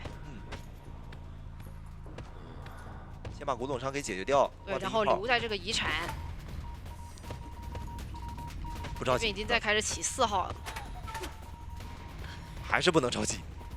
反正这个底牌不能切兴奋，切兴奋就变成平局了。但是又发现了一个狗狗，只能硬抓。大副在外边进行破译，其实破译的不多的。飞轮躲了一波，再追，哎呀，自己传错了位置。是的，还是处理掉了。而且现在你挂一个古董商的话，其实密码机还是切了。这个时长其实意义不太多，因为4号那边已经在修了。但他切了之后，可以往那边再去挂一下，就是你换过来嘛，挂到2号、3号的中间。是的，他得能击倒大副才行。大副现在手里有怀表，其实得硬修。但是还是选择先撤退。但你如果先撤退的话，他那边肯定就回来守乙了呀。哎，那边被无伤救了，同时这边也没能找到11的一个机会。是的，这里的话也是没有处理掉，直接是回翻了一波。哎，钻到了脸上。他其实是找到了11，会去钻那个落点。甚至西安乌梦其实是想钻过去，看能不能拿到这一刀。是，这里有个枪，想偷袭，但这枪亏了。防到了，还能再挂回去。古董商也是有点危险了。而且我现在的话，肯定继续去找你这个古董商了。挂完这个大副先不管了，直接去找心燕。心燕也是挂过的，可以把它刷成一个上飞。我个人认为这个怀表其实是能不省刚刚就别省，直接用就好了。反而是那把枪是先交出来了。对，我觉得现在他放不开这个小推的，还是得去找小推。没错，这里再接着追，完成击倒。这个香水放错了方向啊！还是得去管小推啊。因为你切了一手底牌失常的，看能不能击倒。你要是说现在能把这个大副击倒了，大副就没有但是差的不是很多了，其实就差一点点。那就先管密码机啊。管小推呀。但先踹，等一等，不着急。大副现在想强亮，亮不掉啊。亮不掉的话就有点尴尬了。如果真是想强亮的话，那古董商刚刚就不能跑，就接着得强修啊。这时候打了求生者那边可能是配合上面稍微出现了点思路的问题了。哎。再等，反正自己的愿力值也够，可以先击倒。被打远，手上有个飞轮，能完成击倒吗？那边的话，其实大退已经在修了。古董商这边还在支撑。啊，刀气差一点，差20多的一个密码机。愿力能再补上，击倒了。但现在的话，其实大退那台你也有点管不住了。现在密码机你就算是能压，但是对于西安乌梦他还是有一个3抓面的，因为你几个人都是没有道具了。他现在无非把自己的愿力值能去拖一拖。是的。被挂在脸上。等会儿可以先击倒大副。但狗狗那边也没有说直接去贴密码机。狗狗不敢贴了，他没有带一个回魂反招，所以说只能去给到这2个人。给到这个密码机压力，也稍微换了一下位，让心叶跟11卡过来，然后让狗狗先去远端。香乌梦反正也不急，我就拖嘛。摸到一半其实就可以打了。是，但狗狗的话，其实他是没有选择去贴大门，反而是绕到小门那边去了。还想要再拖，想等到希尔尔这边贴到小门再是。那你这样拖的话，其实星耀梦那边愿力也一直在拖的。所以他是不太怕你去拖的，但求生者同时也是可以去。哎，这边的一个围龙给圈走了，密码机亮不掉，能亮掉吗？哎呀，还好还好。哇，这有点吓人，感觉差一点就出大事了。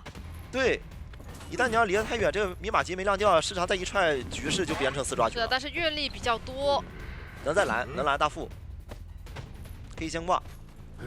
这愿力值能去补3个围龙的。看一下大副的一个点位是现在跑到了小门那边去，小房附近还没到，不太够的，感觉得直接过去了。要超远直接距离放，然后再钻，拆吗？拆的话不一定能拦得住啊，感觉有点一边走看一下这里还有好像也能拦，极限是拦下来了。是。小梦接着追，对，从外面这个门的方向去压住11的走位。11现在不太好跑，我已经听到旁边的地窖声了。地窖风声来了。地窖的话也是在旁边，所以香木这边是同时架住了地窖跟门的位置，没能圈住。那就再把这个围攻拆掉，再等下一个围攻。求稳就行。没错。再等，这一刀虽然空了，但是他已经跑不了了。对，就前面的话，其实还是跑不了。这一波也是拿到一波3抓，那这样也是直接把局势给他逆转过来了，拿起来了。不是想拿也拿不了，被ban了。有的是被ban了，有的是这种40.5天王也在上面。从这个使用角色上来看的话，感觉就有点和年和月了呀。小丑去打针对佣兵、针对入殓也还可以。我去小2楼吧。对。万一你开局追我呢？可以直接上2楼，他这个点位我就可以拉开更长的点位了。而且我真的是觉得佣兵现在可能，很多监管者去试他的节奏，就开局我上来就逮着薅。这个悬念虽说密码机也能全都能进行破译，上来先把无限剧给捡了。大房那边的话是有一个祭司，是祭司现在准备直接上楼，不上，那这里就要被逼动了。先反绕一波，哦，还是直接去找入殓了。直接不管了。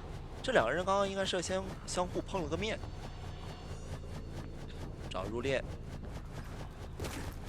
这位置灵柩不太好放的，没有办法，他卡这个在前面。对，再骗翻板，再翻，这里能绕一些圈的。对，那接下来然后他2个板子同时下的话，还是有挺多的可以去绕板的说法的。这里能绕好多圈啊！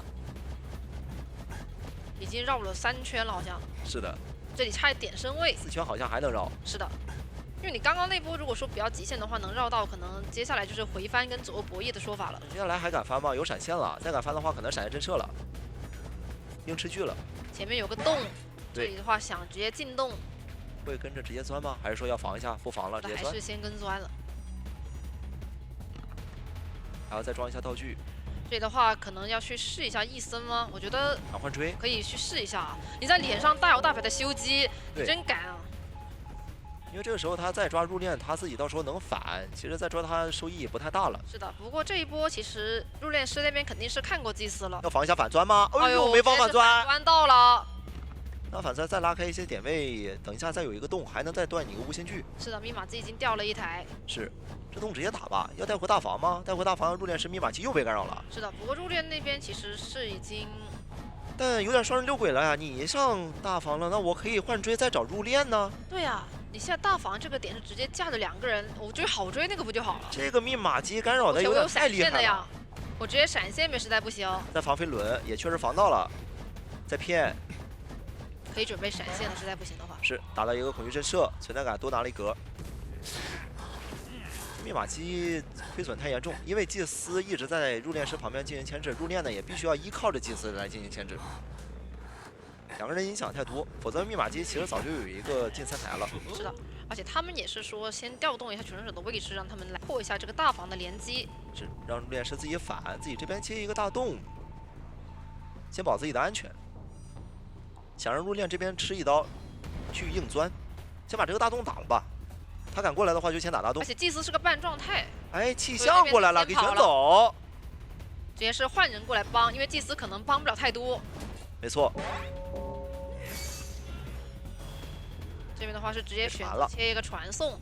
那传送过来的话，感觉这里有没有机会去探一下祭司啊？祭司在哪？祭司在楼上。但祭司不好跑了，现在。如果我挂在底下的话，祭司得赶紧找机会先溜走。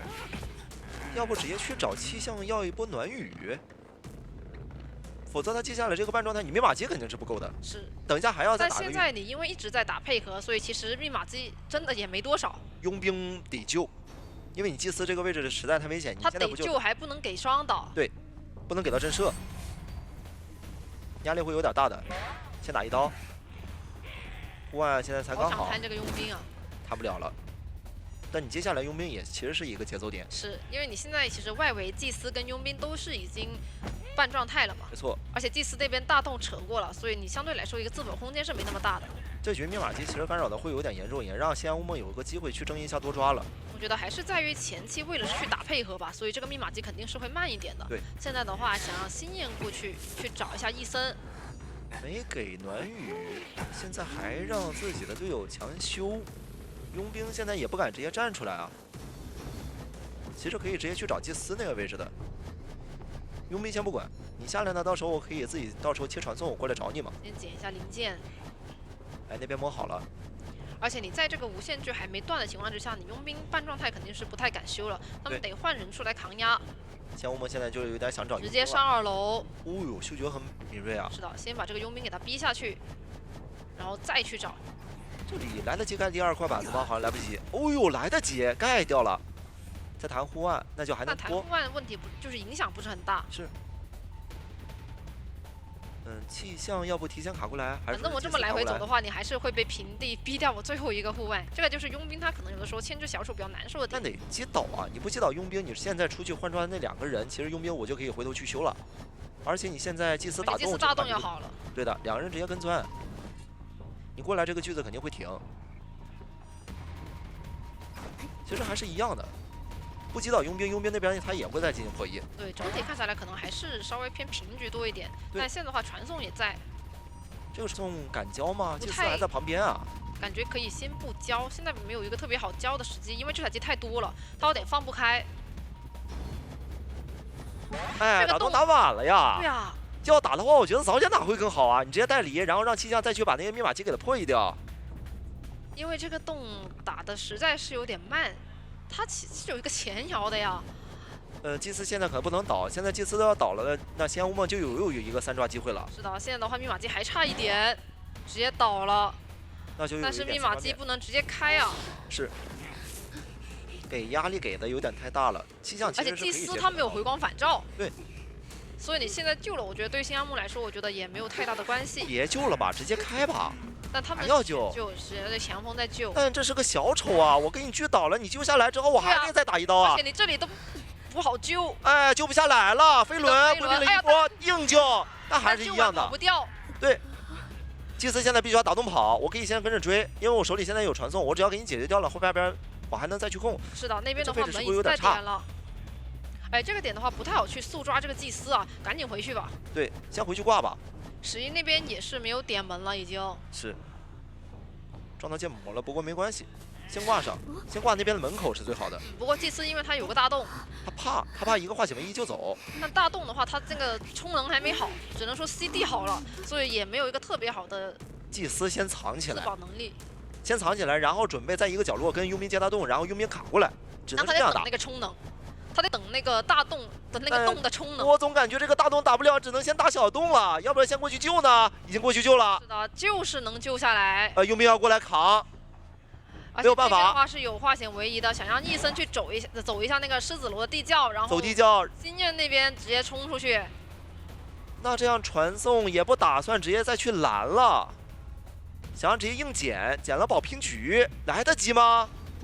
再打一刀，好像有点极限，哇，牵起来了！哇，今天两边是不是有点在玩心跳啊？跟这个地窖没完没了了，属于是。对。哇，差一点，我感觉就差那么个感觉半秒好像就直接跳下去了。差不多，而且一步好像就是也可以试一试，但比较接近。就是这2个监管者在唐人街的一个处境其实很类似。对，抓小2楼的一个艾维，变换应该也有个飞轮，其实单飞轮就行。或者说为了考虑到你这个女巫存在，它有飞轮加化解为夷，也不是没可能。那我觉得飞轮肯定是说大家都会带的比较多，对，因为你要防的角色就真9的一个角色。先把伊森招出来，看能不能去找到变换或者说是守门人的机会。伊森的话是直接去病患的那个方向，是，直接找到皮皮虾，皮皮虾，看这个陶片生成出来的时候直接交钩吧。会想着找吗？先干扰一下密码机。反正顺路的话肯定会干扰的。哎。枯草那边是直接下铲了，再绕到散门了。大房这边密码机也不着急进行破译，直接找到马尾，马尾这边入殓。但开局如果是你要一直去到处干扰的话，其实熊日那边也是可以考虑去换密码机修的。是的，这里能有机会反绕到吗？哎呦，这位置一架住给到的侵蚀度就有点多了。哎，这里好像还能再拿到一个平地刀。那就别出去了，先用飞轮把这个侵蚀度给它规避掉。对，不然的话后面就很危险了。没错。但侵蚀度上面其实也是多补了一下，但这里有一个闪现击倒的说法。这里是个慢翻，这个闪现能用得上吗？好像还是能用，好像在骗，能骗到吗？但密码机比较少啊能。闪，有点太少了。第一波直接反，想让入殓自己下来再践行牵制一波，必须要牵制起来，要不昆虫来帮忙一次。不帮忙，光靠他一个人还是有点难牵制的呀。是的，这里的话想要去大房再赶一下18。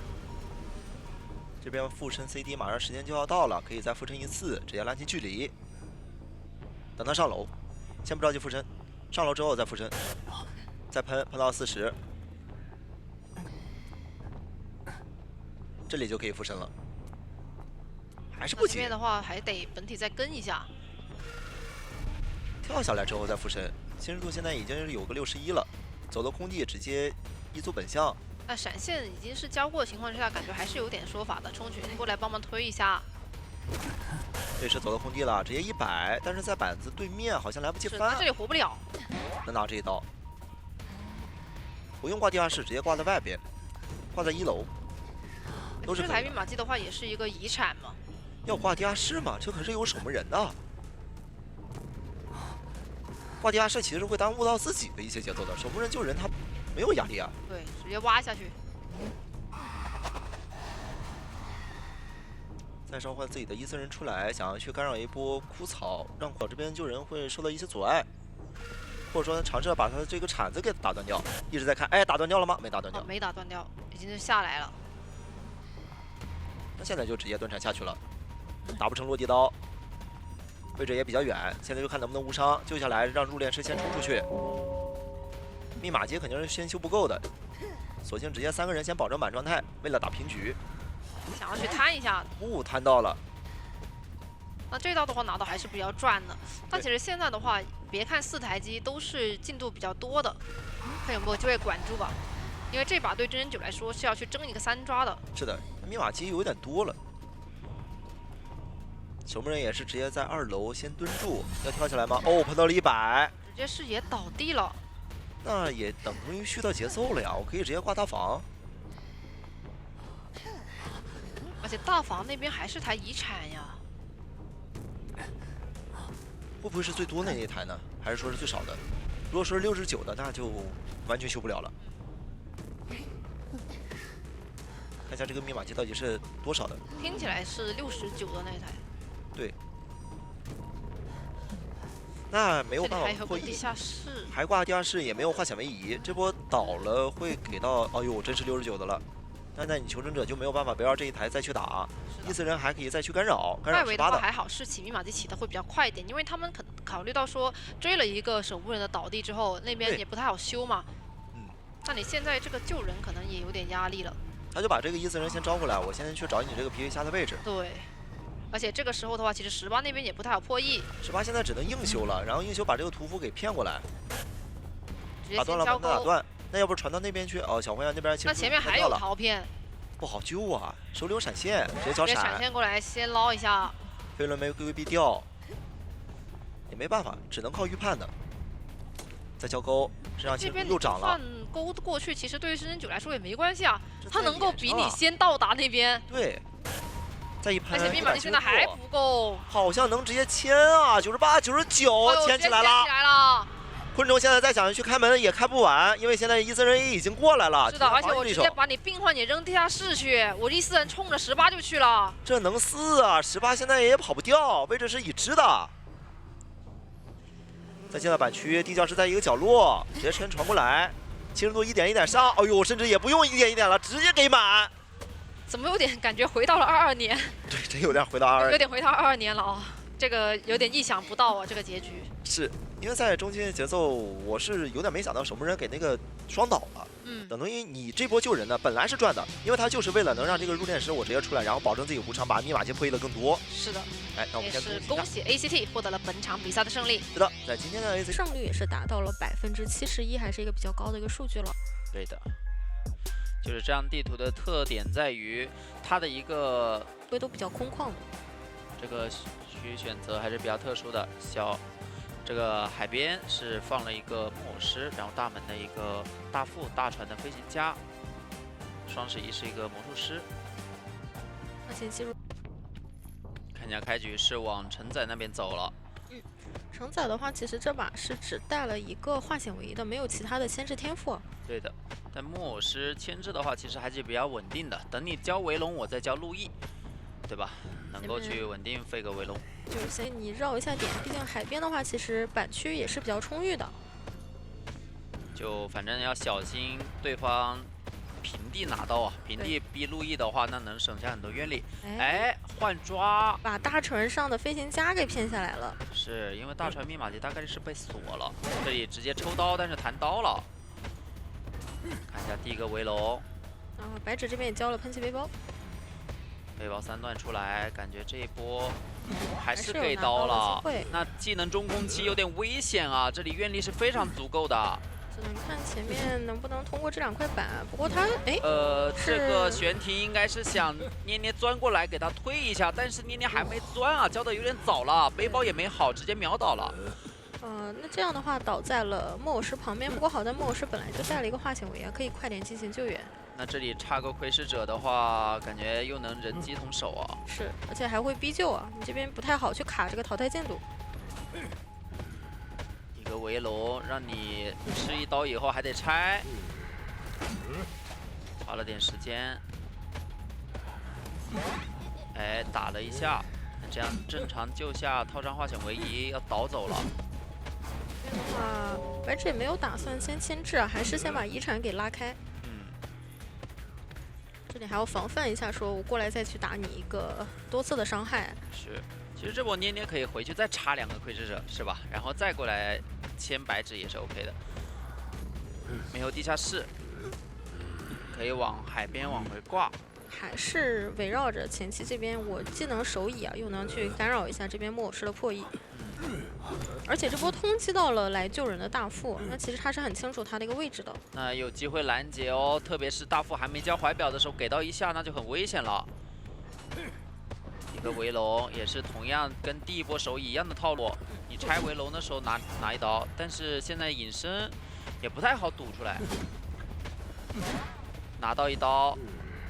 那应该是稳救的。对，这波救援的话，还是能安稳的给套上这个化险为夷，而且白纸下来也是马上交了自己的道具，摊了大副一刀。那这样给飞行家去上大船牵制，手上还有背包，但是背包但这边的话稍微卡了一下模型啊，比如说尽量导远了。对，这个背包还有飞轮都还差一点点时间，给到一刀，那这波要挂飞了。看一下大副跟木偶师能不能调一下状态吧，不然这个状态其实非常危险。捏捏也是故意的留下了窥视者，后面可以底牌切船去续节奏。看一下承载跟南的位置的话，其实2个人现在不太好去补状态，这个位置会差的比较远。陈某人那边在忙着修密码机，也没有时间去补啊，所以说这波其实2个人都蛮危险的，状态都比较差。对的，南准备蹲一下。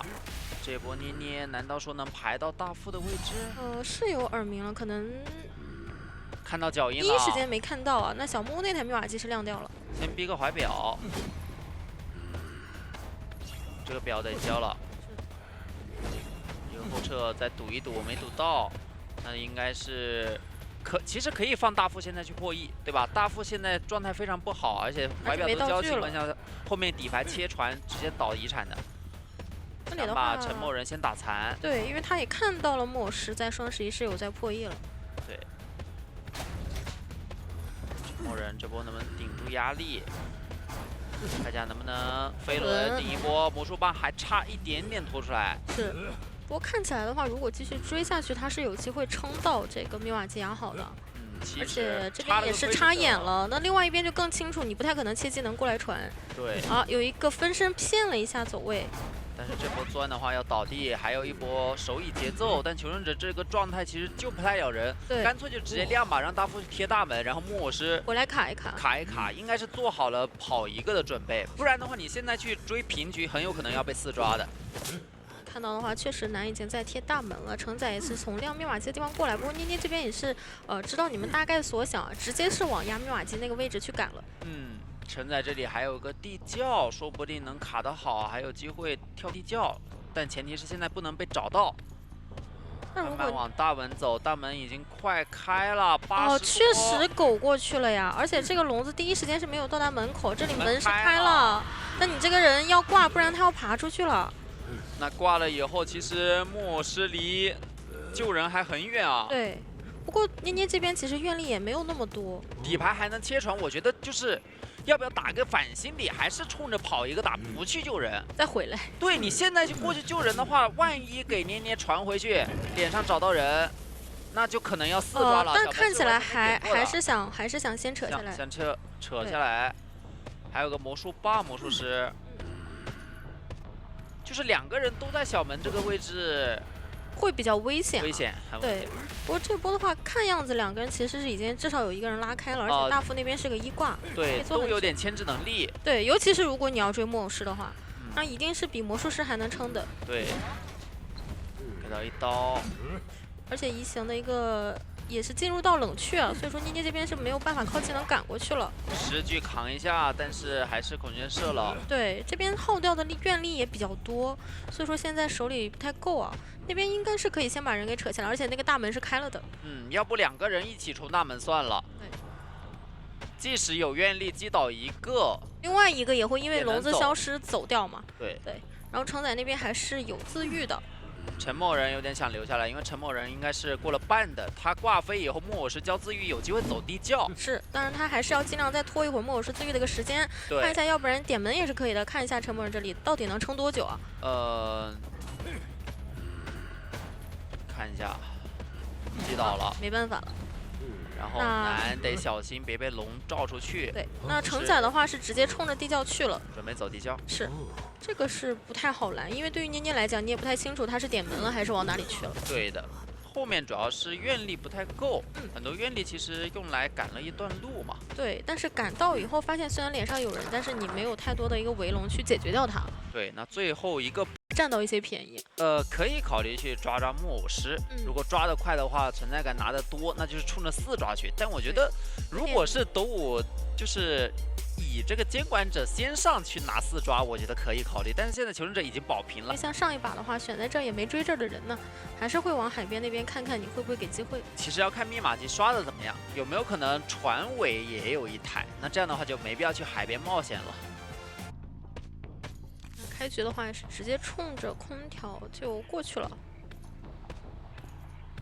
这波是硬追这个教授，但教授的话，我们前面也说到，他其实对比来说更能够有机会克制到跛脚羊，骗0片，但是得骗2波。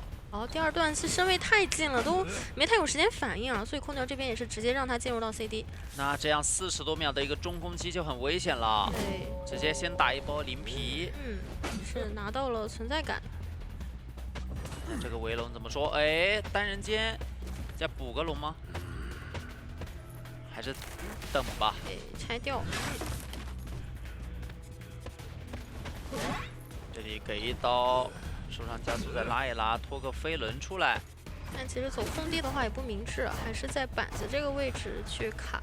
把只龙钻过来骗飞轮，飞轮交掉这边就没有办法了，因为手里已经没有任何可牵制的东西了。是，这个击倒时间还是非常快的。还是第一个鳞片他被骗了嘛，就没有交出来挡到伤害。对。这样的话还干扰到了中场的密码机因为挂的会离这里比较近。但是他26能力会更出色一点。木偶师过来救人，救得很早啊。是，而且本身他的也是直接被打到了一个半状态。对，其实可以教陆毅再拖点时间，钻一钻什么事。对。那这里看一下，有闪现，有鳞片，这一波的博弈很重要，骗出来又打，但还是给。骗到了，因为第一波其实还是这边有点主动交了鳞片，对，有点类似了，跟第一波拿刀，就是你鳞片的中空期，如果太早被骗掉，那还是可能要在这个围龙倒地，所以你可能会捏得死一点，而这个时候我就打你一个心理战，拿到刀。那大副的话也进行一波救援，这波尽量卡一卡，因为本身第一波救援的时候就是回忆被干扰了，然后过客救的也会比较早一点点，所以密码机是跟不太上的。堵出来了，那这波没鳞片，10秒时间有点难撑啊。打到了，还是尽量带远吧，而且过客就在脸上，这边调状态有点近啊。这个暖雨，不过梦幻小迷这边也是稳了一手，我先挂飞一个人再说。后面反正有技能闪现也还在。对。 愿力攒多一点，抓谁抓半状态、满状态也差不了太多。而且上一波在淘汰教授之后啊，他们场上已经没有花显唯一在了，已经是全都用掉，加上有一个是飞掉了。对，这波求生者得有一个人站出来扛压。其实过客现在满状态是可以适当扛压的，陶完安也在扛压大船的位置，愿力快攒满了，怎么说要传吗？ 这边如果走去的话，会让他们多修很多的灭瓦机，对，所以说也是直接传了。那看一下陶婉这边的牵制，因为现在梦幻小迷可是120点的愿力。对，好，一个强风直接给推过去，把围龙拆掉，但是又补了一个围龙，只有一个飞轮了。身位比较近哦。我觉得是这样，他有机会交他也不交，因为交了你也飞不了，光一个飞轮不够的。所以说不如等下一波。哎，一个有没有怎么跑到地下室黑龙了？ 就这个地形嘛，地形比较复杂，是的，3层结构，你还是钻着钻着会发现，哎，我掉下去了，带走自己的一个遗产。那这一波其实陶万完算是顶住压力了，没错，就看能不能再有机会用这个飞轮多牵制一会儿了。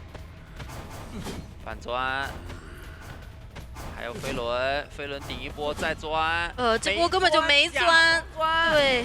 又废掉40的愿力，那这样的话，其实就差大船上那台67的一个遗产了。其实这波挂了以后不能守，或者说能挂到地下室吗？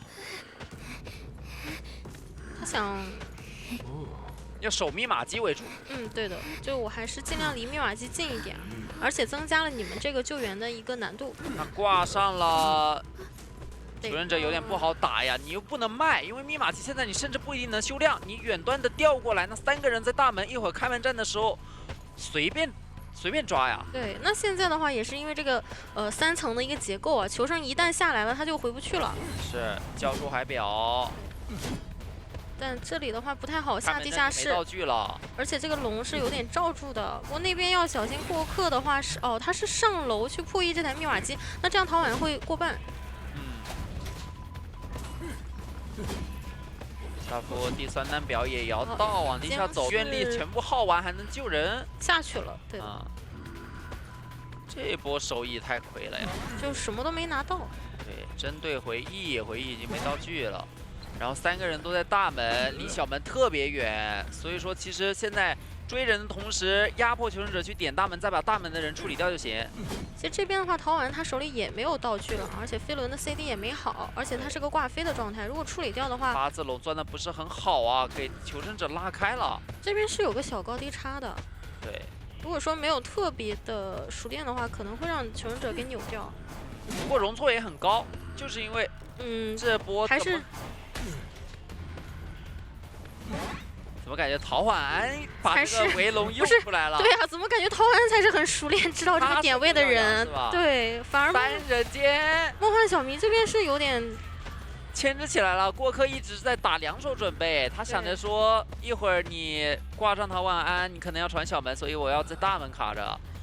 这波牵制太成功了，而且又拖出来一个飞轮。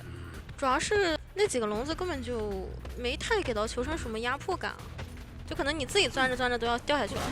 哦，这波是谴责强翻。那这样的话点开了，也是过客去走地窖就可以了。对。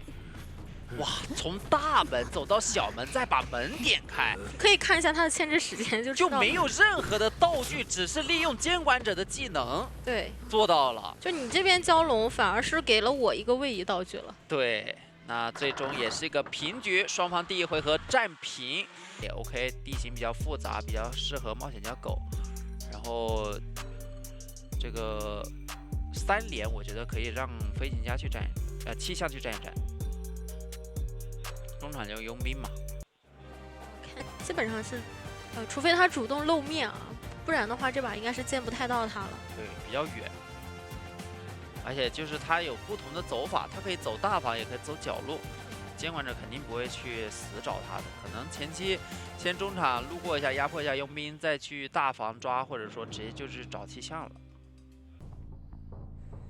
看一下，先往中场去逼迫一下。好，那也是醉光记忆不在酒啊，看到这边是还是想找一下气象学家的，稍微绕的会比较近一些。被反绕了，被求生反绕了。也是一种反绕。啊，主要还是这边有前期佣兵他的一些爆点信息。对。哇，走位走得很好，甚至在这个范围内去走位躲这个上球啊。对，感觉涛文还是非常擅长看这边你本体或者分身的一个抬手动作的。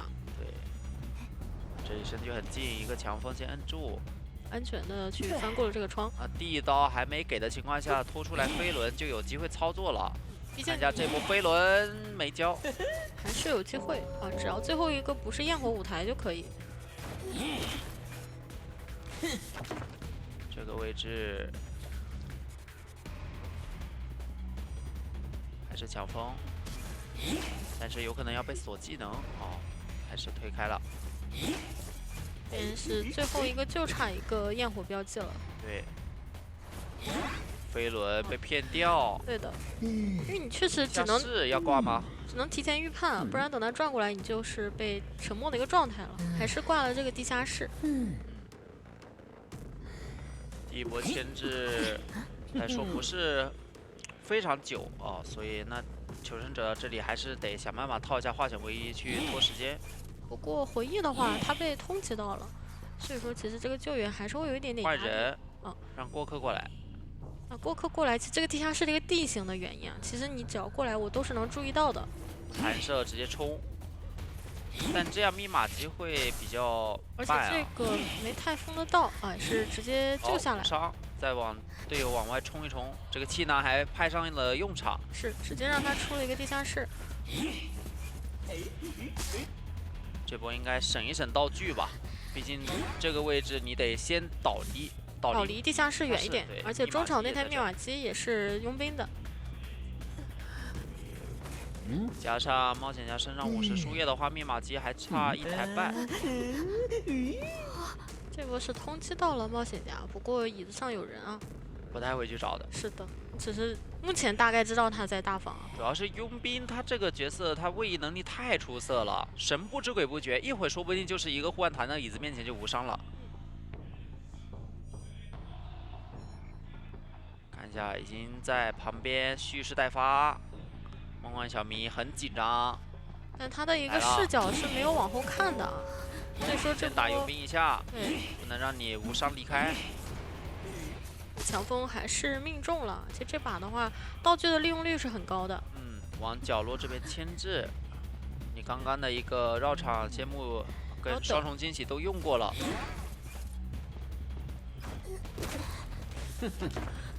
那这样的话，看一下，其实密码机差的不是特别多啊，这里离椅子也会稍微远一点。冒险家身上还有半张输液，应该是可以压好的一个状态，就从量上来讲，而且大家的一个道具跟状态也会比较好。传到了过客，直接弹开，提前放好了气囊，你没什么机会。对，他拉走就可以了，密码机的量是已经够了的。而且对于梦幻小迷来讲，你是属于开门战前夕把这个技能给交掉了。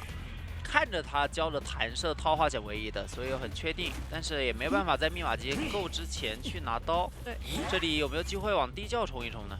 气囊再往地窖冲一冲，就差一个粘土了，那应该是走不太了。还是会难受一点啊。如果是满状态的话，有一些机会。那这样，因为你把传送给交了，所以说另外一边门你是关不到的。对。这把冒险家在还是保证了密码机的一个足够，而且2波救援真的就是没有太大问题。你要是挂了跟没挂一样，是吧？甚至还给到了这个气囊的作用，弹出去了。因为你像第2波是佣兵过来，他也算是一个无伤救了，他是救下来之。喧嚣，就感觉前面都是烟雾弹。对，然后斗武这边也没上当，觉得你再怎么搬得像，我还是不一样的点在于我能打1波双倒，那我就有追胜面了。对，而且包括这一把它的选点上来讲的话，也很像，会舒服一点点啊，因为它离冒险家会比较近，所以说这样会导致开局那带兴奋应该是去找空军，但是空军聪明一点，他可以在你兴奋好间开枪。对，见面就给你来一枪。哦，远程想抽，没抽到，直接收了。那现在其实离陈梦人的身位已经比较近了。对，第一波压狩猎本能，先不着急交。那陈梦人是交了自己的窗坛，再自己蹭一个板坛。再给一个标记，只差焰火了。而且现在其实兴奋的一个冷却也马上要好了。如果现在开枪的话，其实起不到太多的效果了。对，第一刀拿的还是比较快的，而且架住了这个位置。等个双重惊喜，不好交了，应该是准备倒了，这里可能倒了，对。进入这个点啊，你是一个残状态的话，基本上就转不出去了。那看一下外面密码机加上冒险家的一个输液是1台半。也有一种打法，就是求生者什么呢？就是我这个空军，我就是永远全程不交，然后后面等到你等不及，要是缺个技能以后，我队友再捡了来交。是，因为毕竟像后面的话，其他队友都能捡道具嘛。但前提是你得能撑到后期。这里给一下，要靠化险为夷。哦，飞轮清掉了，那这样的话摊了，是无伤救，有点类似上一局。对，还是不交这个枪。你也没有想去踹密码机，那这里求生者肯定能猜到你是兴奋了呀。对，主要你开局冲着空军来嘛。其实我觉得大家心里都有数了。就看一下第二波救援，佣兵套个化险为夷。我刚刚的话，因为空军有经过他，所以说身上是有一个粘土标记的。可能能掉。这波佣兵在卡一卡状态，空军应该是带了假寐的，所以很能做。冒险家也在挖新的输液，如果说就是在正常的不双倒情况下套一波化险为夷，真的密码机会差不多。就跟上一局太像了。对。也是一样的佣兵卡到死，然后一个护腕弹过来，然后直接扯无伤。对，然后打佣兵一刀，哎呦，还砸个头。是，那这样的话又双重惊喜还能抽一下吗？来不及。一枪，这个时候逼你兴奋，那你后面就没有技能切去连接队友了。对，因为你还是要针对到我嘛，把他挂飞之后，你是没技能去管别人的。密码机差的真的不是特别多，冒险家手里有70的输液，还差半台。是，这里走位想扭双重惊喜，直接亮掉了。看一下怎么拉扯吧。所有的密码机的位置也很关键。这个角落跟狮子楼中间是2台。就承载这边是帮助白纸这里吸引一下监管的注意力啊。对，是你还是会优先看到这个正常的求生大小。他在这里破译的话，如果你去追他，那求生的密码机可就解放出来了。佣兵在补大房。是的。然后他的话也是算道具比较充裕，但是没有回光返照。飞轮没交出来，这一波往回头去砸板反而被秒了，而且他是没有回光返照的。对，这波年就是冲着你没回光返照来，但没想到一下子就被击倒了。要救吗？还是说直接点亮冒险家贴门，然后佣兵带2个护腕来卡一下？因为觉得你是没有挽留的嘛，那边先点门，然后佣兵看情况，要么救人，要么走地窖。对，反正满状态来去自由啊。对的，确实也是能算到你目前的一个技能还没好，这里发现了门的一个位置。对，只要冲门应该也是个平局了。对对，直接冲门就可以了，门那边已经管不住了。移形过去，门已开。但因为你也没有挽留嘛。佣兵这个哇，一个非常漂亮的护腕直接弹到了门里。是，那最后一个平局，说考验一下解说，能不能反应过来？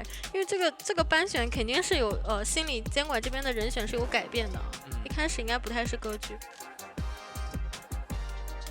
墓碑摸还是在马路基摸？对，这个图其实这个区域箱子分布的还挺分散的，不太确定我在哪个地方。这样直接先往中场这边去赶一赶。这里然后再去找沉默人吗？先踩快不板。着急。对，不着急。啊，主要幸运儿那边也不着急啊，他直接开始先破译了。觉这得样抓，那前期牵制很稳定啊。气囊稳稳的拉点，然后你还得处理，你不处理我可能能重复利利用，对。看到你处理的话，我有更多时间转其他的点了嘛。本来的话可能要去 S 板，这样的话能进入到一个双11的点位。2块板一下你也是必踩的。一踩再交个气囊再回去。嗯。哎，这波想套路了，不想让你舒服的转了。回速，速，但有弹射，气囊能堵住吗？两个人在同一边。对，还是放晚了，让歌剧已经过来了。歌剧太快了，闪直接跟他秒了。对。其实感觉如果交了气囊，直接再去 S 板那边的话，会更稳定一些。是，他可以其实没必要走里面，他可以走外面。对，然后再弹过去啊。这样的话，幸运儿那边是摸了半个娃娃的，所以破译进度会比较快。看守墓人稳定救援吧。那他没啥办法，你要么就把他打出来，但是他不会给到你一个拿到范围，他要先卡一下这个淘汰键。哦，这波是震颤的过程中打出来，那这样无伤救要摊一波吗？不摊了。你毕竟刚刚把闪现交了，如果他倒到墓碑去，可能会给陈某一些牵制空间。这气象再过来套一个化险为夷，墓碑这个位置你太难干扰到密码机，技能也交了。好，娃娃的话让开了一杀。好，这样的话一个回速也是躲开了这个车，不过还是你挂人的时间会稍微久一点点。对，因为他是在你处理娃娃的时候往墓地里面去倒的。相当于处理娃娃干扰了半台机，然后你这个挂人也是30的密码机。幸运儿的话也是摸了一把枪，这个枪自保的，应该就是让气象可能考虑套个化险为夷，甚至我觉得可以不套了。我看是幸运儿过来了呀，手里拿着护腕，拿着枪就往墓地冲。哦，想保一下。车还有1分钟，能保到车过来吗？先利用这些板子，尽量压一下这个淘汰进度。这密码机还差点整。哎，这波得交枪了，不然不好救。是。扯下来。不过陈某人好像是有机会去翻过那个窗子的。对，能翻。然后人肉封窗。对。看一下他能不能再往远处转一转。这边还是会拖掉捏捏比较长的一个时间的。对。他回去捡一下自己的气囊，然后看能不能进入到这个 S 又没堵住哎。然后一个震慑，那这样倒的不在预期了，幸运儿得交自愈，后面幸运儿可能会成为开门战的一个伏笔。而且手上只有一个护腕，要不要去抓呢？这里主要还是还是先强开了这台密码机吧。对，2楼的。那另外一个人可能要去甲门再开一台。对，甲门马路机架在2楼，2楼这台密码机比较好守啊。我守墓人的话也满状态，也不太会给到机会。不，这里看到了幸运儿，有点像诱饵，说你要追我半状态的话，这台2楼的密码机你就守不了了。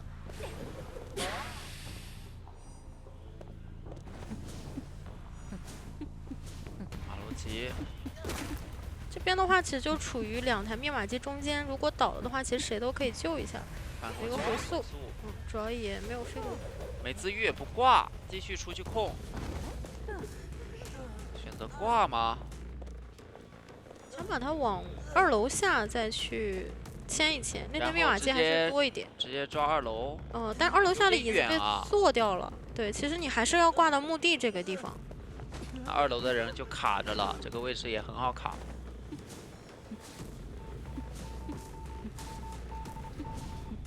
主要气象那台还是位置会比较远。想先守密码机给你救。但气象它本身的一个道具还是有的，不过南没有着急贴椅子，他还是优先等气象的密码机卡一卡。对的，等压好。过半要切船吗？还是留着开门战吧，留开门战了，就一会儿针对脸上的这个挂飞的幸运儿。对，先击倒，然后后面再看技能怎么样去切。现在是能够压好了。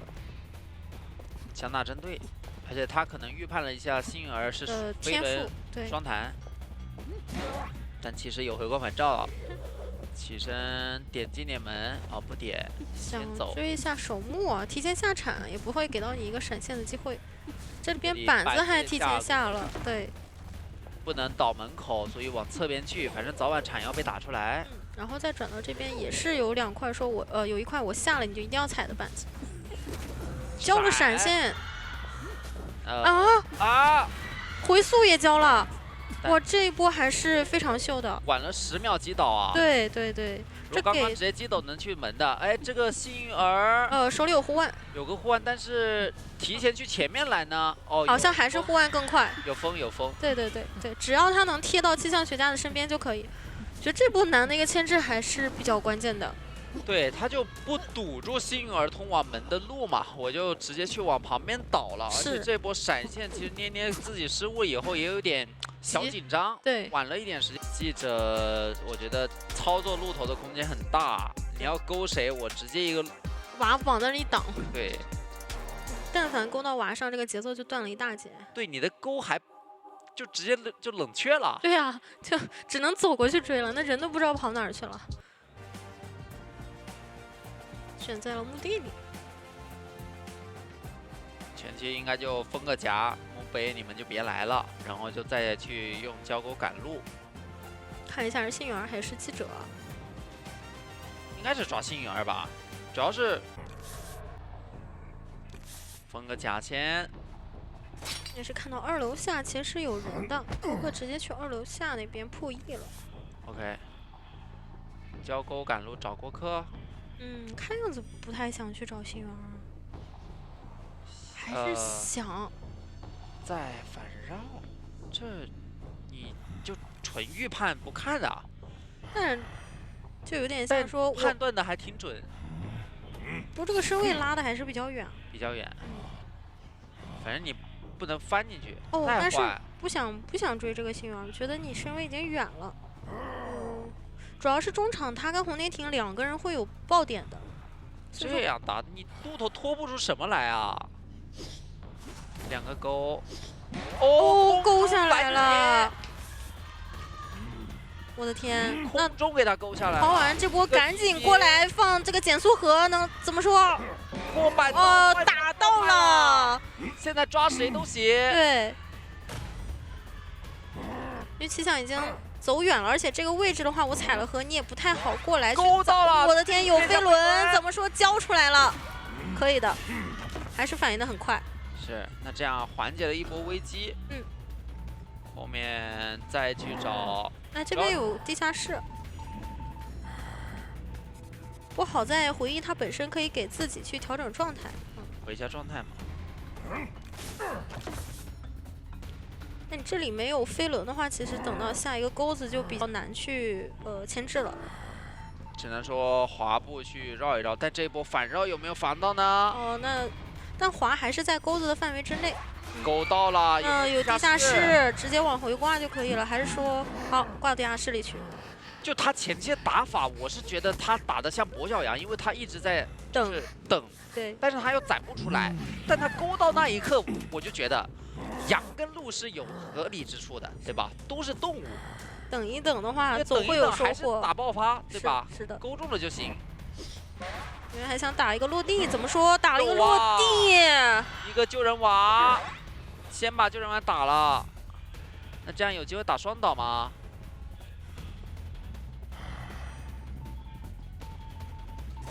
补个夹子先勾回来，直接跟打。对，要不要换个人地下室啊？我觉得换地下室也挺赚的。主要是他可能感觉我封了夹子，你那边人是不敢第一时间过来的。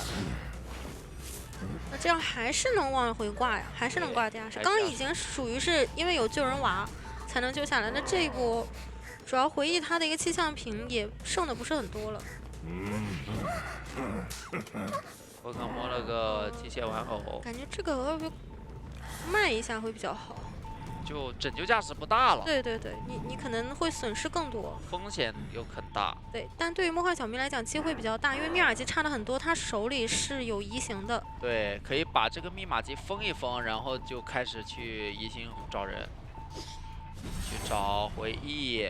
应该大概知道有人是在甲门方向卡的，对，啊，这里已经看到了。这波回忆强风怎么说？命中了，但是钩子的话还在，啊，钩子还在，这节奏会续得很快，你是没有空气瓶了。然后这边手里有移形，就一开始的追击节奏，又能往独栋挂。是的，哦，挂中场。可能想更快的往外去拦截一下。现在的问题就在于密码机差不是2台啊，差的好多啊。对，就是修的很散，其实算下来的话还是差的比较多的。对对。而且记者那个状态是不太可能出来露面的，要直接救，开枪救，那继续针对气象就行。那得帮扛钩才行的。扛钩，其实现在对于他来说，抓谁都可以。对的对的。娃娃能修一修。先管一下娃娃。娃娃那能溜啊。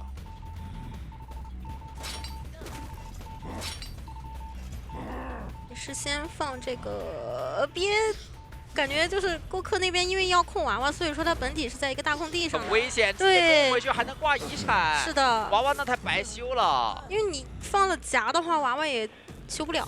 空调的那个救援娃已经用过了。对他现在3个牵制幻影。后面一会儿技能底牌也能切，这把感觉能突破了。已经是个多抓局了。